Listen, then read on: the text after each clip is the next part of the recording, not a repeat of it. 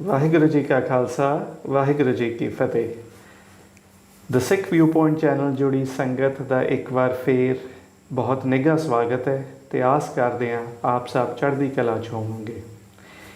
ਸ਼ਹੀਦ ਭਗਤ ਸਿੰਘ ਉਹਨਾਂ ਦਾ ਜਦੋਂ ਵੀ ਜਨਤਕ ਜ਼ਿਕਰ ਹੁੰਦਾ ਹੈ ਤੇ ਉਹਨਾਂ ਦੀ ਸ਼ਹਾਦਤ ਤੇ ਉਹਨਾਂ ਦੀ ਵਿਚਾਰਧਾਰਾ ਨੂੰ ਲੈ ਕੇ ਅਕਸਰ ਜਿਹੜੀ ਖੱਬੇਪੰਥੀ ਧਿਰਾਂ ਨੇ ਅਤੇ ਪੰਥਕ ਧਿਰਾਂ ਨੇ ਉਹਨਾਂ ਵਿੱਚ ਇੱਕ ਵਿਵਾਦ ਜਿਹਾ ਛਿੜ ਜਾਂਦਾ ਹੈ। ਇਹ ਵਿਵਾਦ ਅਕਸਰ ਬਹੁਤ ਤਣਾਅਪੂਰਨ ਬਣ ਜਾਂਦਾ ਹੈ ਅਤੇ ਤਕਰਾਰ ਦਾ ਰੂਪ ਵੀ ਧਾਰਨ ਕਰ ਲੈਂਦਾ ਹੈ। ਇੱਦਾਂ ਦੇ ਹਾਲਾਤ ਹੁਣ ਫੇਰ ਬਣੇ ਹੋਏ ਨੇ ਜਦੋਂ ਪਿਛਲੇ ਦਿਨੀਂ ਸਰਦਾਰ ਸਿਮਰਨਜੀਤ ਸਿੰਘ ਮਾਨ ਉਹਨਾਂ ਦਾ ਸ਼ਹੀਦ ਭਗਤ ਸਿੰਘ ਨੂੰ ਲੈ ਕੇ ਬਿਆਨ ਆਉਂਦਾ ਹੈ। ਅੱਜ ਇਸੇ ਮੁੱਦੇ 'ਤੇ ਗੱਲਬਾਤ ਕਰਨ ਲਈ ਸਾਡੇ ਨਾਲ ਜੁੜ ਚੁੱਕੇ ਨੇ ਸਰਦਾਰ ਅਜਮੇਰ ਸਿੰਘ ਜੀ। ਸਾਰਿਆਂ ਨਾਲੋਂ ਪਹਿਲਾਂ ਉਹਨਾਂ ਨਾਲ ਫਤਿਹ ਦੀ ਸਾਂਝ ਪਾਉਂਦੇ ਹਾਂ। ਵਾਹਿਗੁਰੂ ਜੀ ਕਾ ਖਾਲਸਾ ਵਾਹਿਗੁਰੂ ਜੀ ਕੀ ਫਤਿਹ ਜੀ। ਸੋ ਸਾਰਿਆਂ ਨਾਲੋਂ ਪਹਿਲਾ ਸਵਾਲ ਮੇਰਾ ਆਪ ਜੀ ਨੂੰ ਆਹੀ ਹੋਊਗਾ ਵੀ ਸਰਦਾਰ ਭਗਤ ਸਿੰਘ ਉਹਨਾਂ ਦੀ ਸ਼ਹਾਦਤ ਦਾ ਅਤੇ ਉਹਨਾਂ ਦੀ ਵਿਚਾਰਧਾਰਾ ਦਾ ਜਦੋਂ ਵੀ ਜ਼ਿਕਰ ਆਉਂਦਾ ਹੈ ਅਕਸਰ ਆਪਾਂ ਨੂੰ ਦੇਖਣ ਨੂੰ ਮਿਲਦਾ ਹੈ ਕਿ ਇਹ ਦੋ ਧਿਰਾਂ ਖੱਬੇਪੰਥੀ ਅਤੇ ਪੰਥਕ ਧਿਰਾਂ ਇੱਕ ਦੋਵੇਂ ਆਪਸ ਵਿੱਚ ਇੱਕ ਤਣਾਅਪੂਰਨ ਸਥਿਤੀ ਵਿੱਚ ਆ ਖੜ੍ਹਦੀਆਂ ਨੇ। ਅਜਿਹਾ ਕਿਉਂ ਹੁੰਦਾ ਹੈ ਅਤੇ ਇਹਦੀ ਵਿਆਖਿਆ ਅਸੀਂ ਆਪ ਜੀ ਤੋਂ ਲੈਣਾ ਚਾਹਾਂਗੇ। ਇਹਦੀ ਵਿਆਖਿਆ ਤਾਂ ਆਪਾਂ ਥੋੜ੍ਹਾ ਅੱਗੇ ਜਾ ਕੇ ਕਰਦੇ ਹਾਂ ਕਿਉਂਕਿ ਇਹਦੇ ਕਾਰਨ ਕੁਛ ਅਤੇ ਪਰ ਹੁਣ ਸਭ ਤੋਂ ਪਹਿਲਾਂ ਜਿਹੜੀ ਗੱਲ ਹੈ ਨਾ ਉਹ ਇਹ ਹੈ ਕਿ ਮੈਂ ਜਿੰਨਾ ਕੇਸ ਜਿਹੜੀ ਵਿਵਾਦ ਚੱਲਿਆ ਇਹਨੂੰ ਫਾਲੋ ਕੀਤਾ ਉਹਦੇ 'ਚ ਮੈਨੂੰ ਇਹ ਲੱਗਦਾ ਵੀ ਦੋਵਾਂ ਹੀ ਵਰਗਾਂ ਦੇ ਤਕਰੀਬਨ 99% ਹਿੱਸੇ ਨੇ ਸ਼ਹੀਦ ਭਗਤ ਸਿੰਘ ਦੀ ਕੋਈ ਲਿਖਤ ਸ਼ਾਇਦ ਨਹੀਂ ਪੜ੍ਹੀ। ਟੁੱਟਵੀਆਂ ਗੱਲਾਂ ਪ੍ਰਾਪੇ ਗੰਢੇ ਵਜੋਂ ਜਿਹੜੀਆਂ ਕਿਤੇ ਕੋਟ ਹੋ ਗਈਆਂ ਉਹਨਾਂ ਨਾਲ ਲੜਾਈ ਲੜੀ ਜਾ ਰਹੀ ਹੈ ਦੋਵੇਂ ਧਿਰਾਂ ਵੱਲੋਂ ਹੀ। ਦੋਵੇਂ ਧਿਰਾਂ ਤੋਂ ਮੇਰਾ ਭਾਵ ਹੈ ਆਮ ਆਦਮੀ ਪਾਰਟੀ। ਆਮ ਆਦਮੀ ਪਾਰਟੀ ਬਾਰੇ ਤਾਂ ਮੈਂ ਇਹ ਕਹਿ ਸਕਦਾ ਕਿ 100% ਹੀ ਬੰਦੇ ਇਹੋ ਜਿਹੇ ਨੇ ਜਿਨ੍ਹਾਂ ਨੇ ਕੁਛ ਨਹੀਂ ਪੜ੍ਹਿਆ। ਚਲੋ ਜਿਹੜੇ ਖੱਬੇ ਪੱਖੀ ਆ ਉਹਨਾਂ ਨੇ ਜ਼ਰੂਰ ਸ਼ਹੀਦ ਭਗਤ ਸਿੰਘ ਬਾਰੇ ਆਪਾਂ ਮੰਨ ਕੇ ਚੱਲਦੇ ਹਾਂ ਪੜ੍ਹਿਆ ਹੋਇਆ ਹੈ ਕਿਉਂਕਿ ਉਹ ਉਹਨਾਂ ਦਾ ਸਿਧਾਂਤਕ ਰਹਿਬਰ ਵੀ ਹੈ ਅਤੇ ਨਾਇਕ ਵੀ ਹੈ ਅਤੇ ਪ੍ਰੇਰਨਾ ਦਾ ਸਰੋਤ ਹੈ। ਇਹਨਾਂ ਦਾ ਕਾਗਜ਼ੀ ਹੈ ਸਾਰਾ ਕੁਛ ਆਮ ਆਦਮੀ ਪਾਰਟੀ ਦਾ। ਅਤੇ ਪੰਥਕ ਧਿਰਾਂ ਦਾ ਵੀ ਹੁਣ ਤੱਕ ਜਿੰਨਾ ਕੁ ਸਾਹਮਣੇ ਆਇਆ ਹੈ ਉਹਦੇ 'ਚੋਂ ਇਹ ਲੱਗ ਰਿਹਾ ਕਿ ਮਸਲੇ ਦਾ ਨਾ ਜਾਂ ਉਹਨਾਂ ਨੂੰ ਸ਼ਹੀਦ ਭਗਤ ਸਿੰਘ ਦੀ ਵਿਚਾਰਧਾਰਾ ਅਸਲ 'ਚ ਕੀ ਸੀ ਉਹਦਾ ਪੂਰਾ ਡੂੰਘਾਈ 'ਚ ਸਾਰਾ ਗਿਆਨ ਨਹੀਂ। ਕੁਛ ਗੱਲਾਂ ਟੋਟ ਕੇ ਚੱਲੇ ਉਹਦੇ ਆਧਾਰ 'ਤੇ ਤੱਟ-ਫੱਟ ਨਿਰਣੇ ਲੈ ਲਏ ਜੋ ਅੱਜ ਕੱਲ੍ਹ ਦਸਤੂਰ ਹੈ। ਉਸ ਤੋਂ ਬਾਅਦ ਇੱਕ ਦੂਜੇ ਦੇ ਖਿਲਾਫ ਗੋਲੇ ਦਾਗਣੇ ਸ਼ੁਰੂ ਕਰਤੇ ਅਤੇ ਬਸ ਸਭ ਕੁਛ ਇਸ ਤਰ੍ਹਾਂ ਚੱਲੀ ਜਾ ਰਿਹਾ।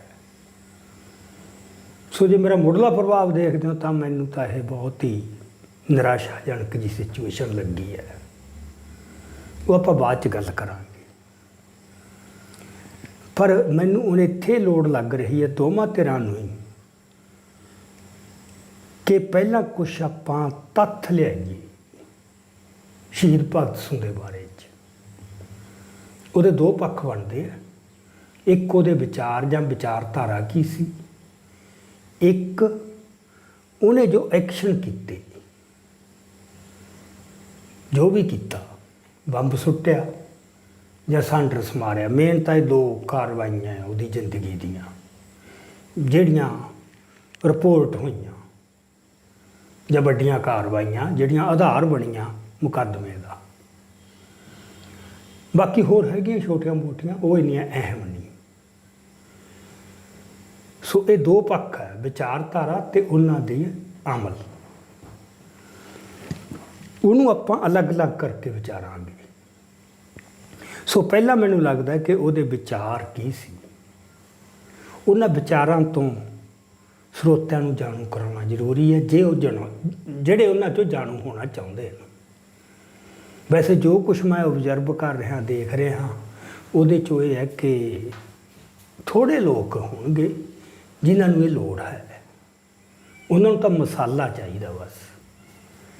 ਇਹ ਮੈਂ ਇੱਥੇ ਪਹਿਲਾਂ ਸਪਸ਼ਟ ਕਰ ਦਿੰਦਾ ਕਿ ਮਸਾਲਾ ਸ਼ਾਇਦ ਨਾ ਮਿਲੇ, ਹਾਂ ਵਿੱਚੋਂ ਕੱਢ ਲੈਂਦੇ ਨੇ ਸਾਰੇ। ਅੱਜ ਕੱਲ੍ਹ ਤਾਂ ਇਹੀ ਚੱਲਦਾ ਨਾ, ਤੁਸੀਂ 20 ਮਿੰਟ ਗੱਲਬਾਤ ਕੀਤੀ, 2 ਮਿੰਟ ਦੀ 1.5 ਮਿੰਟ ਦੀ ਵਿੱਚੋਂ ਗੱਲ ਕੱਢ ਲੈਣੀ ਆ ਅਗਲੇ ਨੇ, ਉਹਨਾਂ ਦਾ ਉਹਦੇ ਨਾਲ ਗੁਜ਼ਾਰਾ ਹੋ ਜਾਂਦਾ ਬਸ। ਚਲੋ ਇਹ ਤਾਂ ਇੱਕ ਵੱਖਰਾ ਵਿਸ਼ਾ ਮਸਲਾ ਹੈ, ਅਖੀਰ ਤੇ ਜਾ ਕੇ ਮੈਂ ਇਹਦੇ ਬਾਰੇ ਵੀ ਗੱਲ ਕਰੂੰਗਾ।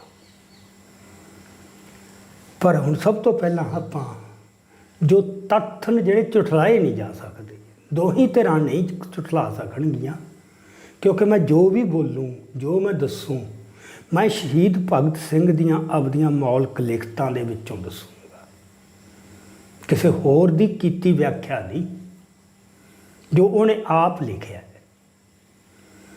ਤੇ ਇਹ ਸ਼ਾਇਦ ਦੋਵੇਂ ਹੀ ਵਰਗਾਂ ਵਾਸਤੇ, ਦੋਵੇਂ ਹੀ ਧਿਰਾਂ ਵਾਸਤੇ ਅੱਖਾਂ ਖੋਲ੍ਹਣ ਵਾਲੀਆਂ ਵੀ ਹੋਣਗੀਆਂ। ਮੇਰੀ ਇਹ ਧਾਰਨਾ ਅੱਖਾਂ ਅੱਜ ਕੱਲ੍ਹ ਨਹੀਂ ਖੁੱਲ੍ਹਦੀਆਂ, ਵੈਸੇ ਨਾ ਕੋਈ ਖੋਲ੍ਹਣੀਆਂ ਚਾਹੁੰਦਾ ਹੈ। ਚਲੋ ਪਹਿਲੀ ਗੱਲ ਤਾਂ ਇਹ ਹੈ ਕਿ ਸ਼ਹੀਦ ਭਗਤ ਸਿੰਘ ਬਾਰੇ ਸਭ ਤੋਂ ਪਹਿਲਾਂ ਉਹਦੇ ਪਰਿਵਾਰਕ ਪਿਛੋਕੜ ਬਾਰੇ ਥੋੜ੍ਹਾ ਜਾਣਨਾ ਜ਼ਰੂਰੀ ਹੈ। ਉਹਦਾ ਜਿਹੜਾ ਪਰਿਵਾਰ ਸੀ ਨਾ, ਉਹਨਾਂ ਦਾ ਜਿਹੜਾ ਵਡੇਰਾ ਸੀਗਾ ਸ਼ਾਇਦ ਨਿਹਾਲ ਸਿੰਘ, ਸਰਦਾਰ ਨਿਹਾਲ ਸਿੰਘ, ਉਹਨੇ ਵਿਸਾਖੀ ਤੇ 10ਵੇਂ ਪਾਤਸ਼ਾਹ ਦੇ ਹੱਥੋਂ ਖੰਡੇ ਦੀ ਪੌੜ ਪ੍ਰਾਪਤ ਕੀਤੀ ਸੀ। ਉਸ ਮੌਕੇ ਜਦੋਂ ਖਾਲਸਾ ਸਾਜਿਆ, ਉਹ ਉੱਥੇ ਹਾਜ਼ਰ ਸੀ। ਉਸ ਤੋਂ ਬਾਅਦ ਇਸ ਖਾਨਦਾਨ 'ਚ ਲਗਾਤਾਰ ਰੀਤ ਬਣੀ ਰਹੀ ਕਿ ਇਹਨਾਂ ਦੇ ਪਰਿਵਾਰ ਦਾ ਘੱਟੋ ਘੱਟ ਜਿਹੜਾ ਵੱਡਾ ਮੈਂਬਰ ਹੁੰਦਾ ਸੀ, ਵੱਡਾ ਪੁੱਤ, ਉਹ ਜਾ ਕੇ ਸ਼੍ਰੀ ਅਨੰਦਪੁਰ ਸਾਹਿਬ ਅੰਮ੍ਰਿਤਪਾਨ ਕਰਦਾ ਸੀ। ਇਹ ਪਰੰਪਰਾ ਇਹਨਾਂ ਦੇ ਦਾਦਾ ਤੱਕ ਬਣੀ ਰਹੀ, ਸਰਦਾਰ ਅਰਜਨ ਸਿੰਘ ਤੱਕ। ਅਰਜਨ ਸਿੰਘ ਨੇ ਵੀ ਉੱਥੋਂ ਅੰਮ੍ਰਿਤ ਛਕਿਆ। ਪਰ ਇੰਨੇ ਨੂੰ ਪੰਜਾਬ ਦੇ ਵਿੱਚ ਆਰੀਆ ਸਮਾਜੀ ਲਹਿਰ ਆ ਗਈ, ਦਿਆਨੰਦ ਆ ਗਿਆ, ਤੇ ਉਹਨਾਂ ਨੇ ਬਕਾਇਦਾ ਸਰਗਰਮੀਆਂ ਸ਼ੁਰੂ ਕਰਤੀਆਂ। ਹੁਣ ਸਵਾਮੀ ਜਿਹਨੂੰ ਕਹਿੰਦੇ ਨੇ ਦਿਆਨੰਦ, ਉਹ ਗੁਜਰਾਤ ਦਾ ਸੀ। ਗੁਜਰਾਤ 'ਚ ਉਹਨੂੰ ਕੋਈ ਹੁੰਗਾਰਾ ਨਹੀਂ ਸੀ ਮਿਲਿਆ, ਉਹਨੂੰ ਹੁੰਗਾਰਾ ਪੰਜਾਬ 'ਚੋਂ ਮਿਲਿਆ, ਪੰਜਾਬ ਦੇ ਆਰੀਆ ਸਮਾਜੀ ਵਰਗ ਵੱਲੋਂ ਬਹੁਤ ਹੁੰਗਾਰਾ ਮਿਲਿਆ, ਜਿਵੇਂ ਉਹ ਤਾਂ ਕਿਸੇ ਤਲਾਸ਼ 'ਚ ਸੀ, ਮੌਕੇ ਦੀ ਉਡੀਕ 'ਚ ਸੀ। ਇਹਦੀਆਂ ਬੜੀਆਂ ਮਾਨਸਿਕ ਪਰਤਾਂ ਵੀ ਕੁਛ ਬੰਦਿਆਂ ਨੇ ਫਰੋਲੀਆਂ। ਕਿਉਂ? ਉਹਨਾਂ ਨੂੰ ਸਿੱਖੀ ਦੇ ਮੁਕਾਬਲੇ ਕੋਈ ਵੱਡੀ ਗੱਲ ਚਾਹੀਦੀ ਸੀ। ਆਰੀਆ ਸਮਾਜੀ, ਉਹਨਾਂ ਦੀ ਮਾਨਸਿਕ ਲੋੜ ਬਣੀ ਹੋਈ ਸੀ, ਉਹ ਲੋੜ ਉਹਨੇ ਪੂਰੀ ਕਰਤੀ। ਤੇ ਇਹ ਆਪਾਂ ਨੂੰ ਸਾਰਿਆਂ ਨੂੰ ਪਤਾ ਹੈ ਕਿ ਸ਼ੁਰੂ ਦੌਰ ਦੇ ਵਿੱਚ ਇਕੱਲੇ ਹਿੰਦੂ ਨਹੀਂ, ਜਿਹੜੇ ਸਿੱਖਾਂ ਦੇ ਬਹੁਤ ਵੱਡੇ ਹਿੱਸੇ, ਬੜੇ ਚੰਗੇ ਹਿੱਸੇ, ਉਹ ਆਰੀਆ ਸਮਾਜ ਦੀਆਂ ਸਭਾਂ 'ਚ ਸ਼ਾਮਲ ਹੋਏ, ਆਗੂ ਸਭਾਂ 'ਚ ਵੀ ਹੋਏ। ਈਵਨ ਭਾਈ ਗੁਰਮੁਖ ਸਿੰਘ ਵਰਗੇ, ਭਾਈ ਦੱਤ ਸਿੰਘ ਵਰਗੇ, ਜਿਨ੍ਹਾਂ ਨੇ ਮੁੜ ਕੇ ਸਿੰਘ ਸਭਾ ਲਹਿਰ ਦੇ ਮੋਢੀ ਬਣੇ, ਉਹ ਇੱਕ ਮੌਕੇ ਦੇ ਉੱਤੇ ਆਰੀਆ ਸਮਾਜ ਦੇ ਬਹੁਤ ਤਕੜੇ ਪ੍ਰਚਾਰਕ ਸੀਗੇ। ਇਸੇ ਤਰ੍ਹਾਂ ਹੀ ਸਰਦਾਰ ਅਰਜਨ ਸਿੰਘ ਸੀ। ਇੰਨੇ ਨੂੰ ਉਹਦਾ ਗ੍ਰੰਥ ਆ ਜਾਂਦਾ ਸਤਿਆਰਥ ਪ੍ਰਕਾਸ਼, ਜਿਹਦੇ 'ਚ ਗੁਰੂ ਗ੍ਰੰਥ ਸਾਹਿਬ ਬਾਰੇ, ਗੁਰਬਾਣੀ ਬਾਰੇ, ਗੁਰੂਆਂ ਬਾਰੇ ਜੋ ਟਿੱਪਣੀਆਂ ਸੀਗੀਆਂ, ਉਹ ਸ਼ਰਧਾਵਾਨ ਸਿੱਖਾਂ ਲਈ ਬਰਦਾਸ਼ਤ ਕਰਨੀਆਂ ਔਖੀਆਂ ਸੀ। ਕਿਉਂਕਿ ਇਹ ਗੱਲ ਮੈਂ ਬਹੁਤ ਵਾਰ-ਵਾਰ ਲਿਆਂਦਾ, ਸਿੱਖ ਜਿੰਨਾ ਮਰਜ਼ੀ ਇੱਧਰ ਉੱਧਰ ਹੋ ਜੇ, ਮਨ 'ਚ ਗੁਰੂ ਦਾ ਪਿਆਰ ਤੇ ਸ਼ਰਧਾ ਸਤਿਕਾਰ ਉਹ ਇੰਟੈਕਟ ਰਹਿ ਜਾਂਦਾ ਫਿਰ ਵੀ, ਜਿਹਦੇ ਕਰਕੇ ਉਹ ਫਿਰ ਮੋੜ ਲਿਆਉਂਦਾ ਉਹਨੂੰ ਕਿਤੋਂ ਭਟਕੇ ਹੋਏ ਨੂੰ। ਉਹਦੇ ਨਾਲ ਸਾਰੀ ਤਕਰੀਬਨ ਬਹੁਤ ਵੱਡਾ ਹਿੱਸਾ ਮੁੜ ਕੇ ਆਇਆ। ਪਰ ਸਰਦਾਰ ਅਰਜਨ ਸਿੰਘ ਸ਼ਹੀਦ ਭਗਤ ਸਿੰਘ ਦਾ ਦਾਦਾ, ਉਹ ਮੁੜ ਕੇ ਨਹੀਂ ਆਇਆ। ਉਹਦੇ ਘਰੇ ਗੁਰੂ ਗ੍ਰੰਥ ਸਾਹਿਬ ਸੀ, ਪਹਿਲਾਂ ਪ੍ਰਕਾਸ਼ ਹੋਇਆ, ਗੁਰੂ ਗ੍ਰੰਥ ਸਾਹਿਬ ਉਹਨੇ ਚੁੱਕਿਆ ਨਹੀਂ ਘਰੋਂ, ਪਰ ਉਹ ਫਿਰ ਪ੍ਰਕਾਸ਼ ਜਾਂ ਉੱਥੇ ਮਰਿਆਦਾ ਕੋਈ ਨਹੀਂ ਰੱਖੀ, ਜਸਟ ਇੱਕ ਕਿਤਾਬ ਦੇ ਵਾਂਗੂ ਰੱਖਿਆ, ਮੱਥਾ ਟੇਕਣਾ ਬੰਦ ਕਰਤਾ। ਕਿਉਂਕਿ ਆਰੀਆ ਸਮਾਜ ਦਾ ਸੀ ਗਈ ਕਿ ਕੋਈ ਪੂਜਾ ਨਹੀਂ ਕਿਸੇ ਦੀ, ਬੁੱਤ ਪੂਜਾ ਨਹੀਂ ਕਰਨੀ, ਇਸੇ ਕਰਕੇ ਸਿੱਖ ਗਏ ਸੀ। ਉਹ ਜਦੋਂ ਗੁਰੂਆਂ ਦੇ ਖਿਲਾਫ ਹੀ ਚੱਲ ਪਿਆ, ਉਹ ਜਿਹੜੇ ਸਿੱਖਾਂ ਦੇ ਅੰਦਰ ਸੀ ਕਣ, ਉਹ ਤਾਂ ਮੁੜੇ ਆਏ। ਪਰ ਸਰਦਾਰ ਅਰਜਨ ਸਿੰਘ ਉਹਦਾ ਬਹੁਤ ਵੱਡਾ ਸਪੋਰਟਰ ਤੇ ਪ੍ਰਚਾਰਕ ਬਣ ਗਿਆ। ਇਹ ਇਹਨਾਂ ਦੇ ਖਾਨਦਾਨ 'ਚ ਪਹਿਲੀ ਵਾਰ ਇਸ ਤਰ੍ਹਾਂ ਦੀ ਗੱਲ ਵਾਪਰ ਗਈ। ਉਦੋਂ ਪਹਿਲੀ ਸਾਰੀ ਪਰੰਪਰਾ, ਸਾਰੀ ਰੀਤ ਬੜੀ ਸ਼ਾਨਦਾਰ ਹੈ, ਤੇ ਉਹਦਾ ਕਿਤੇ ਨਾ ਕਿਤੇ ਅਸਰ ਸ਼ਹੀਦ ਭਗਤ ਸਿੰਘ 'ਤੇ ਸੀ ਬਚਪਨ 'ਚ। ਦਾਦੇ ਦਾ ਵੀ ਸੀ, ਪਰ ਉਹਦਾ ਅਜੇ ਅਸਰ ਖਤਮ ਨਹੀਂ ਸੀ ਹੋਇਆ। ਜਦੋਂ ਨਨਕਾਣਾ ਸਾਹਿਬ ਦਾ ਸਾਕਾ ਹੋਇਆ, ਇਹ ਉਦੋਂ ਛੋਟਾ ਹੀ ਸੀਗਾ, ਕਿਉਂਕਿ ਇਹਦਾ ਜਨਮ 1907 'ਚ ਹੋਇਆ ਹੈ। ਤੇ ਉਦੋਂ ਇਹ ਉੱਥੇ ਗਿਆ, ਕਿਤੇ ਬਾਅਦ 'ਚ ਗਿਆ, ਉੱਥੇ ਇਕੱਠ ਦੇਖਿਆ, ਉਹ ਜੰਡ ਦੇਖਿਆ, ਉਹ ਥਾਵਾਂ ਦੇਖੀਆਂ, ਉਹਦਾ ਮਨ 'ਤੇ ਅਸਰ ਹੋਇਆ। ਤੇ ਉਸ ਵੇਲੇ ਇੱਕ ਪੰਥਕ ਇਕੱਠ ਵੱਲੋਂ ਉੱਥੋਂ ਸੱਦਾ ਦਿੱਤਾ ਗਿਆ ਸੀ ਕਿ ਰੋਸ ਵਜੋਂ ਕਾਲੀਆਂ ਪੱਗਾਂ ਬੰਨ੍ਹੀਆਂ ਜਾਣ। ਤੇ ਸ਼ਹੀਦ ਭਗਤ ਸਿੰਘ ਨੇ ਕਾਲੀ ਪੱਗ ਬੰਨ੍ਹਣੀ ਸ਼ੁਰੂ ਕੀਤੀ ਸੀ। ਬਹੁਤ ਦੇਰ ਕਾਲੀ ਪੱਗ ਰੱਖੀ, ਤੇ ਇਹਨੇ ਤੇ ਇਹਦੀ ਭੈਣ ਅਮਰ ਕੌਰ ਨੇ ਗੁਰਮੁਖੀ ਸਿੱਖੀ। ਉਦੋਂ ਪਹਿਲਾਂ ਦੇ ਗੁਰਮੁਖੀ ਨਹੀਂ ਸੀ ਚੱਲਦੀ, ਗੁਰਮੁਖੀ ਬਹੁਤ ਘੱਟ ਚੱਲਦੀ ਸੀ। ਉਰਦੂ ਦੀ ਲਿਪੀ ਚੱਲੀ ਜਾਂਦੀ ਸੀ, ਜਿਹਨੂੰ ਸ਼ਾਹਮੁਖੀ ਕਹਿੰਦੇ ਆ, ਜਾਂ ਦੇਵਨਾਗਰੀ। ਇਹਨੇ ਗੁਰਮੁਖੀ ਲਿਪੀ ਸੀ। ਸੋ ਇਹਦੀਆਂ ਲਿਖਤਾਂ ਦੇ ਵਿੱਚ ਇਹਦੀ ਪਹਿਲੀ ਚਿੱਠੀ ਆਪਦੇ ਭਰਾ ਨੂੰ, ਨਾ ਚਾਚੀ ਨੂੰ, ਜਿਹੜਾ ਦਾ ਚਾਚਾ ਜੇਲ੍ਹ ਦੇ ਵਿੱਚ ਹੀ ਮਤਲਬ ਚਲਾਣਾ ਕਰ ਗਿਆ ਸੀ, ਸਵਰਨ ਸਿੰਘ, ਉਹਦੀ ਜਿਹੜੀ ਪਤਨੀ ਸੀਗੀ ਹੁਕਮ ਕੌਰ, ਉਹਨੂੰ ਚਿੱਠੀ ਲਿਖੀ। ਉਹ ਗੁਰਮੁਖੀ 'ਚ ਲਿਖੀ। ਉਹ ਸ਼ਬਦ ਜੋੜ ਵੀ ਅਜੇ ਨਹੀਂ ਪੂਰੇ ਆਉਂਦੇ ਸੀ। ਸੋ ਇਹ ਇੰਨੀ ਗੱਲ ਇਹਨਾਂ ਦੀ ਹੈ। ਫਿਰ ਇਹ ਹੈ, ਜਦੋਂ ਜਿਹੜੇ ਆਰੀਆ ਸਮਾਜੀ ਸੀ, ਉਹਨਾਂ ਨੇ ਫਿਰ ਆਪਦੀ ਆਰੀਆ ਸਮਾਜ 'ਚ ਭਰਤੀ ਵਾਸਤੇ ਉਹਨਾਂ ਨੇ ਵੀ ਆਪਦੀਆਂ ਕੋਈ ਸ਼ਰਤਾਂ ਸੀਗੀਆਂ। ਉਹ ਹਵਨ ਕਰਦੇ ਸੀ, ਤੇ ਉੱਥੇ ਜਿਹੜਾ ਹੈਗਾ ਮੁੰਡਨ ਕੀਤਾ ਜਾਂਦਾ ਸੀ ਬੱਚਿਆਂ ਦਾ, ਉਸ ਪਰਿਵਾਰ ਦੇ। ਸੋ ਨੈਚੁਰਲੀ ਸਰਦਾਰ ਅਰਜਨ ਸਿੰਘ ਨੇ ਵੀ ਆਪਣੇ ਪੋਤਿਆਂ ਦਾ ਉਹ ਮੁੰਡਨ ਕਰਨ ਦਾ ਯਤਨ ਕੀਤਾ। ਪਰ ਇਹਨਾਂ ਦੀ ਦਾਦੀ ਜਿਹੜੀ ਸੀ, ਉਹ ਇਸ ਗੱਲ ਦੇ ਉੱਤੇ ਡਟ ਕੇ ਖੜ ਗਈ,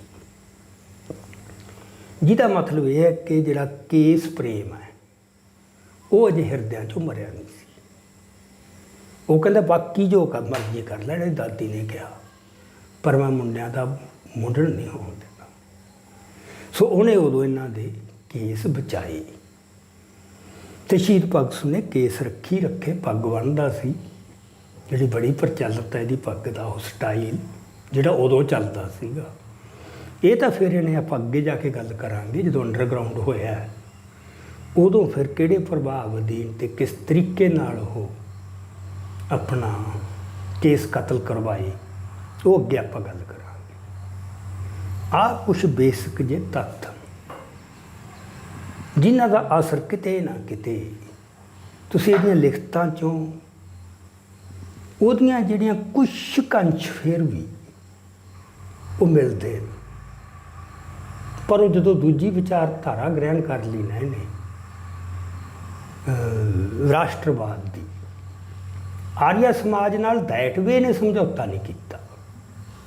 ਪਰ ਇਹਨੂੰ ਪਤਾ ਹੀ ਵੀ ਨਹੀਂ ਲੱਗਿਆ ਵੀ ਜਿਸ ਰਾਹ 'ਤੇ ਮੈਂ ਚੱਲ ਰਿਹਾ ਉਹ ਆਰੀਆ ਸਮਾਜ ਦਾ ਹੀ ਹੈ। ਤੇ ਬਹੁਤ ਮਸਲਿਆਂ 'ਤੇ ਪੋਜੀਸ਼ਨਾਂ ਆਰੀਆ ਸਮਾਜ ਵਾਲੀਆਂ ਲਈਆਂ। ਫਾਰ ਐਗਜ਼ਾਮਪਲ 1924-25 'ਚ ਜਾਂ 23-24 'ਚ, ਉਦੋਂ ਖਰੇ ਦੀ ਉਮਰ ਤਾਂ ਭਾਵੇਂ ਛੋਟੀ ਸੀ, ਪਰ ਇੱਕ ਲੇਖ ਮੁਕਾਬਲਾ ਕੀਤਾ ਸੀ ਪੰਜਾਬੀ ਹਿੰਦੀ ਸਾਹਿਤ ਸੰਮੇਲਨ ਨੇ। ਉਸ ਸੰਮੇਲਨ ਦਾ ਜਿਹੜਾ ਪ੍ਰਧਾਨ ਸੀ ਉਹ ਸੀ ਜੈਚੰਦ ਵਿਦਿਆਲੰਕਰ। ਜੈਚੰਦ ਵਿਦਿਆਲੰਕਰ ਇਹਨਾਂ ਦਾ ਲਾਹੌਰ ਕਾਲਜ ਦੇ ਵਿੱਚ ਟੀਚਰ ਸੀਗਾ, ਪੁਰਾਤਨ ਇਤਿਹਾਸ, ਐਂਸ਼ੀਅੰਟ ਹਿਸਟਰੀ ਦਾ। ਉਹਦਾ ਇਹਨਾਂ ਦੇ ਮਨਾਂ 'ਤੇ ਬਹੁਤ ਪ੍ਰਭਾਵ ਸੀ। ਉਹਨੇ ਇਹਨਾਂ ਨੂੰ ਨਾ ਖਿੱਚ ਕੇ ਅੰਗਰੇਜ਼ਾਂ ਦੇ ਖਿਲਾਫ ਵੀ ਤੇ ਜਿਹੜੀ ਭਾਰਤੀ ਸੰਸਕ੍ਰਿਤੀ ਨਾਲ ਜੋੜਨ ਦਾ ਤੇ ਆਰੀਆ ਸਮਾਜੀ ਵਿਚਾਰਧਾਰਾ ਨਾਲ ਜੋੜਨ ਦਾ ਉਹ ਕੰਮ ਉਹਨੇ ਕੀਤਾ। ਟੀਚਰ ਦਾ ਪ੍ਰਭਾਵ ਬਹੁਤ ਹੁੰਦਾ ਹੈ। ਦੂਜਾ ਟੀਚਰ ਸੀ ਭਾਈ ਪਰਮਾਨੰਦ, ਜਿਹੜਾ ਗਦਰ ਪਾਰਟੀ ਵਾਲਿਆਂ ਦੇ ਵੀ ਸੰਪਰਕ 'ਚ ਰਿਹਾ, ਪਰ ਕੱਟੜ ਆਰੀਆ ਸਮਾਜੀ ਸੀ। ਉਹ ਪੜ੍ਹਾਉਂਦਾ ਸੀ ਮਾਡਰਨ ਯੂਰਪੀਅਨ ਹਿਸਟਰੀ। ਉਹਨੇ ਉਹ ਪਾਣ ਚਾੜੀ ਵੀ ਰੈਵੋਲੂਸ਼ਨ ਕਰਨਾ ਕਿੰਨਾ ਜ਼ਰੂਰੀ ਹੈ, ਪਰ ਉਹ ਰੈਵੋਲੂਸ਼ਨ ਦਾ ਉਹਦਾ ਭਾਵ ਦੂਜਾ ਹੀ ਸੀ, ਜੋ ਅੱਜ ਕੱਲ੍ਹ RSS ਦਾ। ਸੋ ਇਹ ਦੋ ਟੀਚਰਾਂ ਦਾ, ਇੱਕ ਪੋਲੀਟੀਕਲ ਸਾਇੰਸ ਦਾ ਸੀ, ਉਹਦਾ ਮੈਂ ਹੁਣ ਨਾਮ ਭੁੱਲ ਗਿਆ। ਇਹ ਤਿੰਨ ਟੀਚਰਾਂ ਦਾ ਇਹਨਾਂ 'ਤੇ ਪ੍ਰਭਾਵ ਪਿਆ। ਇਹ ਇਕੱਲਾ ਨਹੀਂ, ਪੂਰਾ ਗਰੁੱਪ ਸੀਗਾ। ਵਾਹ ਜਿਹੜਾ ਜੈਚੰਦ ਵਿੱਦਿਆ ਲੰਕਰ ਹੈ, ਜਿਹੜਾ ਪੰਜਾਬ ਹਿੰਦੀ ਸਾਹਿਤ ਸੰਮੇਲਨ ਦਾ ਪ੍ਰਧਾਨ ਸੀ, ਉਹਦੀ ਇਹ ਧਾਰਨਾ ਸੀਗਾ, ਉਹਨੇ ਲਿਖਿਆ ਇਹ ਕਿ ਮੇਰੇ ਕੋਲ ਇੱਕ ਵਾਰ ਇੱਕ ਬੰਦਾ ਆਇਆ ਤੇ ਉਹਨੇ ਸੁਝਾਅ ਦਿੱਤਾ ਵੀ ਜਿਹੜੀਆਂ ਸਿੱਖ ਹਿੰਦੂ ਇੱਟ ਹੈ, ਮੁਸਲਮਾਨ ਇੱਟ ਹੈ, ਇਹ ਇੱਟਾਂ ਸਾਰੀਆਂ ਇਕੱਠੀਆਂ ਕਰਕੇ ਇੱਕ ਸਾਂਝੀ ਕੰਧ ਕਿਉਂ ਨਾ ਗੱਡੀ ਜਾਵੇ। ਉਹ ਕਹਿੰਦਾ, ਮੈਂ ਉਹਨੂੰ ਕਿਹਾ ਬਈ ਇੱਟਾਂ ਅੱਡ ਅੱਡ ਵੀ ਕਿਉਂ ਨਾ ਚੂਰਾ ਕਰਕੇ ਇੱਕੋ ਇੱਟ ਬਣਾਈ ਜਾਵੇ। ਉਹਦੇ ਵਿਚਾਰ ਇਹ ਸੀ ਕਿ ਟੋਟਲ ਯੂਨੀਫਾਰਮਿਟੀ, ਇਕਸਾਰਤਾ, ਜਿਹਨੂੰ ਆਪਾਂ ਸੌਖੇ ਸ਼ਬਦਾਂ 'ਚ ਦੱਸਣਾ ਹੋਵੇ, ਜਿਵੇਂ ਇੱਕ ਤਾਂ ਹੁੰਦਾ ਸਲਾਦ। ਸਲਾਦ 'ਚ ਕਿੰਨੀਆਂ ਆਈਟਮਸ ਪਈਆਂ ਹੁੰਦੀਆਂ, ਪਰ ਹਰ ਇੱਕ ਦੀ ਇੱਕ ਹੋਂਦ ਤੇ ਹਸਤੀ ਹੈ, ਤੇ ਉਹ ਰਲ ਕੇ ਕੋਈ ਉਹਦਾ ਜਾਇਕਾ ਬਣਦਾ ਹੈ, ਤਾਂ ਹੀ ਉਹ ਸਲਾਦ ਹੈ। ਉਹਦੇ 'ਚ ਕਿਸੇ ਦੀ ਹੋਂਦ ਰਗੜੀ ਨਹੀਂ ਜਾਂਦੀ, ਕਾਇਮ ਰਹਿੰਦੀ ਹੈ। ਇੱਕ ਹੁੰਦੀ ਹੈ ਵੀ ਤੁਸੀਂ ਸਾਰਿਆਂ ਨੂੰ ਮਿਕਸੀ 'ਚ ਪਾ ਲਓ ਤੇ ਚਟਨੀ ਬਣਾ ਦਿਓ, ਜਿਵੇਂ ਆਪਾਂ ਚਟਨੀ ਬਣਾਉਂਦੇ ਹਾਂ। ਹੁਣ ਚਟਨੀ ਦੇ ਵਿੱਚ ਕਿਸੇ ਦੀ ਵੀ ਤੁਸੀਂ ਉਹਦੇ 'ਚ ਨਹੀਂ ਫਿਰ ਰਹਿ ਜਾਂਦਾ ਵੀ ਆਹ ਵੀ ਪਈ, ਆਹ ਵੀ ਪਿਆ। ਉਹਦੇ 'ਚ ਫਿਰ ਉਹ ਚਟਨੀ ਦੀ ਜਿਹੜੀ ਪਛਾਣ ਬਣੂ, ਜਿਹੜਾ ਉਹਦੇ 'ਚ ਮੇਜਰ ਅੰਸ਼ ਹੈ। ਆਪਾਂ ਕਹਿੰਦੇ ਹਾਂ ਪੁਦੀਨੇ ਦੀ ਚਟਨੀ, ਪਿਆ ਤਾਂ ਉਹਦੇ 'ਚ ਧਨੀਆ ਵੀ ਹੋਊ, ਹੋਰ ਕੁਛ ਵੀ ਪਿਆ, ਗੰਢੇ ਵੀ ਪਏ ਹੋਣਗੇ, ਹੋਰ ਬੜਾ ਕੁਛ ਅੱਜ ਕੱਲ੍ਹ ਪੈਂਦਾ ਹੈ। ਇਸੇ ਤਰ੍ਹਾਂ ਆਪਾਂ ਕਹਿੰਦੇ ਹਾਂ ਗੰਢਿਆਂ ਦੀ ਚਟਨੀ, ਅੰਬ ਦੀ ਚਟਨੀ। ਸੋ ਚਟਨੀ ਉਹੀ ਹੋ, ਉਹਦਾ ਜਿਹੜਾ ਉਹਦੀ ਪਛਾਣ ਉਹਦੇ ਮੇਜਰ ਤੋਂ, ਪੱਖ ਤੋਂ। ਇਹ ਇੱਕ ਫਰਕ ਹੈ। ਸੋ ਜੈਚੰਦ ਵਿੱਦਿਆ ਲੰਕਰ ਦੀ ਆਹ ਮੱਤ ਸੀ ਵੀ ਇੱਟਾਂ ਅੱਡ ਅੱਡ ਨਾ ਰੱਖੋ, ਚੂਰਾ ਬਣਾਓ। ਉਹ ਚੂਰਾ ਬਣ ਕੇ ਜੋ ਇੱਟ ਬਣੂ, ਉਹ ਪਤਾ ਹੀ, ਉਹ ਹਿੰਦੂ ਪਛਾਣ ਵਾਲੀ ਇੱਟ ਹੀ ਬਣੂਗੀ। ਉਹ ਨਿਊਟਰਲ ਚਟਨੀ ਨਹੀਂ ਹੋਊ। ਇਹ ਉਸ ਟੀਚਰ ਦਾ ਇਹ 'ਤੇ ਪ੍ਰਭਾਵ ਸੀ। ਉਹਨੇ ਕੀ ਕੀਤਾ ਵੀ ਉਹਨੇ ਨਾ ਲੇਖ ਮੁਕਾਬਲਾ ਕਰਵਾਇਆ 24-25 'ਚ ਜਾਂ 23-24 'ਚ। ਉਹਦੇ 'ਚ ਲੇਖ ਮੰਗੇ ਕਿ ਭਾਰਤ ਵਿੱਚ ਭਾਸ਼ਾ ਦਾ ਮਸਲਾ। ਉਹ ਲੇਖ ਸ਼ਹੀਦ ਭਗਤ ਸਿੰਘ ਨੇ ਵੀ ਲਿਖਿਆ, ਭਾਵੇਂ ਉਮਰ ਛੋਟੀ ਸੀ ਅਜੇ। ਇਹਦਾ ਲੇਖ ਪਹਿਲੇ ਨੰਬਰ 'ਤੇ ਆਇਆ, ਤੇ ਉਹ ਜੈਚੰਦ ਨੂੰ ਬਹੁਤ, ਵਿੱਦਿਆ ਲੰਕਰ ਨੂੰ ਤਾਂ ਨੈਚੁਰਲੀ ਪਸੰਦ ਆਉਣਾ ਸੀ। ਉਹਨੇ ਉਹ ਸੰਭਾਲ ਕੇ ਰੱਖਿਆ। ਫਿਰ ਇਹਦੀ ਫਾਂਸੀ ਤੋਂ 2 ਸਾਲ ਬਾਅਦ ਉਹਨੂੰ ਇੱਕ ਹਿੰਦੀ ਦਾ ਪੇਪਰ ਸੀ, ਕੌਮੀ ਸੰਦੇਸ਼ ਜਾਂ ਸਮਥਿੰਗ ਲਾਈਕ ਦੈਟ, ਜਿਹਨੂੰ ਉਹ ਆਪ ਐਡਿਟ ਕਰਦਾ ਸੀ, ਉਹਦੇ ਛਾਪਿਆ, ਤਾਂ ਉਹ ਲੇਖ ਲੋਕਾਂ ਸਾਹਮਣੇ ਆਇਆ। ਉਸ ਲੇਖ ਦੇ ਵਿੱਚ ਇਹ ਜੋ ਗੱਲਾਂ ਕੀਤੀਆਂ ਇਹਨੇ, ਉਹ ਇਹਨਾਂ ਸਾਰਿਆਂ ਦੀ ਇਹੀ ਸਮਝ ਸੀਗੀ ਕਿ ਇੱਕ ਦੇਸ਼, ਇੱਕ ਲਿਪੀ, ਇੱਕ ਭਾਸ਼ਾ, ਕੌਮ ਤਾਂ ਬਣੂ। ਇਹ ਆਪਾਂ ਹੁਣ ਅੱਜ ਕੱਲ੍ਹ ਨੈਸ਼ਨਲਿਜ਼ਮ ਬਾਰੇ, ਰਾਸ਼ਟਰਵਾਦ ਬਾਰੇ ਬਹੁਤ ਕੁਛ ਕਹਿ ਚੁੱਕੇ ਹਾਂ ਵੀ ਉਹ ਇਕਸਾਰਤਾ ਕਿਵੇਂ ਲਿਆਉਂਦੇ ਆ। ਮੋਦੀ ਇਹੀ ਕੁਛ ਕਰ ਰਿਹਾ ਨਾ। ਸੋ ਸ਼ਹੀਦ ਭਗਤ ਸਿੰਘ ਨੇ ਵਕਾਲਤ ਕੀਤੀ ਸੀ ਕਿ ਅਜੇ ਇੱਕ ਭਾਸ਼ਾ ਤਾਂ ਨਹੀਂ ਬਣ ਸਕੂ, ਪਰ ਪਹਿਲਾ ਸਟੈਪ ਇਹ ਚੁੱਕੀਏ ਵੀ ਲਿਪੀ ਦੇਵਨਾਗਰੀ ਕਰ ਲਓ, ਗੁਰਮੁਖੀ ਦੀ ਬਜਾਏ। ਉਹਦੇ 'ਚ ਉਹਦੇ ਗੁਰਮੁਖੀ ਬਾਰੇ ਮਤਲਬ ਜੋ ਵਿਚਾਰ ਨੇ, ਇੰਨੇ ਕੱਚ ਘੜ ਤੇ ਅਣਜਾਣਤਾ, ਉਹ ਜੇ ਕਹੂੰ ਤਾਂ ਮੈਂ ਪੜ੍ਹ ਕੇ ਸੁਣਾ ਦਿੰਦਾ, ਵੈਸੇ ਸਮਾਂ ਬਰਬਾਦ ਕਰਨਾ, ਪਰ ਉਹਦਾ ਇੱਕ ਲੇਖ ਹੀ ਆ ਪੰਜਾਬ, ਉਹੀ ਜਿਹੜਾ ਲੇਖ ਅੱਬਲ ਆਇਆ ਨਾ, ਉਸ ਦੇ ਵਿੱਚ ਇਹਨੇ ਉਹ ਸਾਰਾ ਦਿੱਤਾ ਹੋਇਆ ਹੈ। ਉਹ ਕਹਿੰਦਾ ਵੀ ਇਹ ਪੂਰਨ ਲਿਪੀ, ਇਹਦੇ 'ਚ ਕੁਝ ਗੱਲਾਂ ਕਹੀਆਂ ਹੀ ਨਹੀਂ ਜਾ ਸਕਦੀਆਂ, ਸ਼ਬਦ ਉਚਾਰੇ ਹੀ ਨਹੀਂ ਜਾ ਸਕਦੇ, ਇਹ ਤਾਂ ਅਪੂਰਨ ਹੈ। ਸੋ ਗੁਰਮੁਖੀ ਤੇ ਅੜਨਾ ਇਹ ਇੱਕ ਮਜ਼੍ਹਬੀ ਜਾਂ ਫਿਰਕੂ ਗੱਲ ਹੈ, ਜਿਹੜੀ ਅੱਜ ਤੱਕ ਕਾਮਰੇਡ ਜੀ ਤੇ ਡਟ ਕੇ ਪੈਰਾ। ਹੁਣ ਉੱਥੇ ਸ਼ਹੀਦ ਭਗਤ ਸਿੰਘ ਨੂੰ ਮੈਂ ਐਡਾ ਦੋਸ਼ੀ ਨਹੀਂ ਮੰਨਦਾ, ਉਹ ਤਾਂ ਅਜੇ ਸਖਾਂਦਰੂ ਹੈ, ਉਹ ਤਾਂ ਸਿੱਖ ਪਹਿਲਾ ਕਦਮ ਪੁੱਟ ਰਿਹਾ ਇੱਧਰ ਨੂੰ। ਚੱਲ ਕਿੰਨਾ ਕੁ ਸਿੱਖਿਆ ਗਾਹਾਂ, ਕਿੰਨਾ ਕੁ ਨਹੀਂ, ਅਜੇ ਸਮਾਂ ਬਹੁਤਾ ਨਹੀਂ ਸੀ ਮਿਲਿਆ। ਨਾਲੇ ਆਪਾਂ ਕੁਝ ਨਹੀਂ ਕਹਿ ਸਕਦੇ, ਹੋ ਸਕਦਾ ਇੰਨਾ ਨੂੰ ਹੀ ਬਣ ਜਾਂਦਾ ਜੇ ਬਚ ਰਹਿੰਦਾ, ਪਰ ਦੋਵੇਂ ਸੁਭਾਵਨਾਵਾਂ ਹੁੰਦੀਆਂ ਬੰਦੇ 'ਚ, ਆਪਾਂ ਦੇਖ ਲਿਆ। ਉਹਦਾ ਮਤਲਬ ਇਹ ਸੀਗਾ, ਇਹ ਤੇ ਆਪਾਂ ਬਹੁਤਾ ਮੈਂ ਇਹ ਤੇ ਪਹਿਲਾਂ ਲਿਖ ਵੀ ਚੁੱਕਿਆ ਕਾਫੀ ਤੇ ਬੋਲ ਵੀ ਚੁੱਕਿਆ। ਇੱਕ ਦੇਸ਼, ਇੱਕ ਭਾਸ਼ਾ, ਇੱਕ ਲਿਪੀ, ਉਹਦੀ ਡਟ ਕੇ ਨੇ ਪ੍ਰੋੜਤਾ ਕੀਤੀ। ਉਹਦੇ ਵਿੱਚ ਚਲੋ ਇੱਥੋਂ ਤੱਕ ਤਾਂ ਕੋਈ ਕੀਤੀ ਗੱਲ।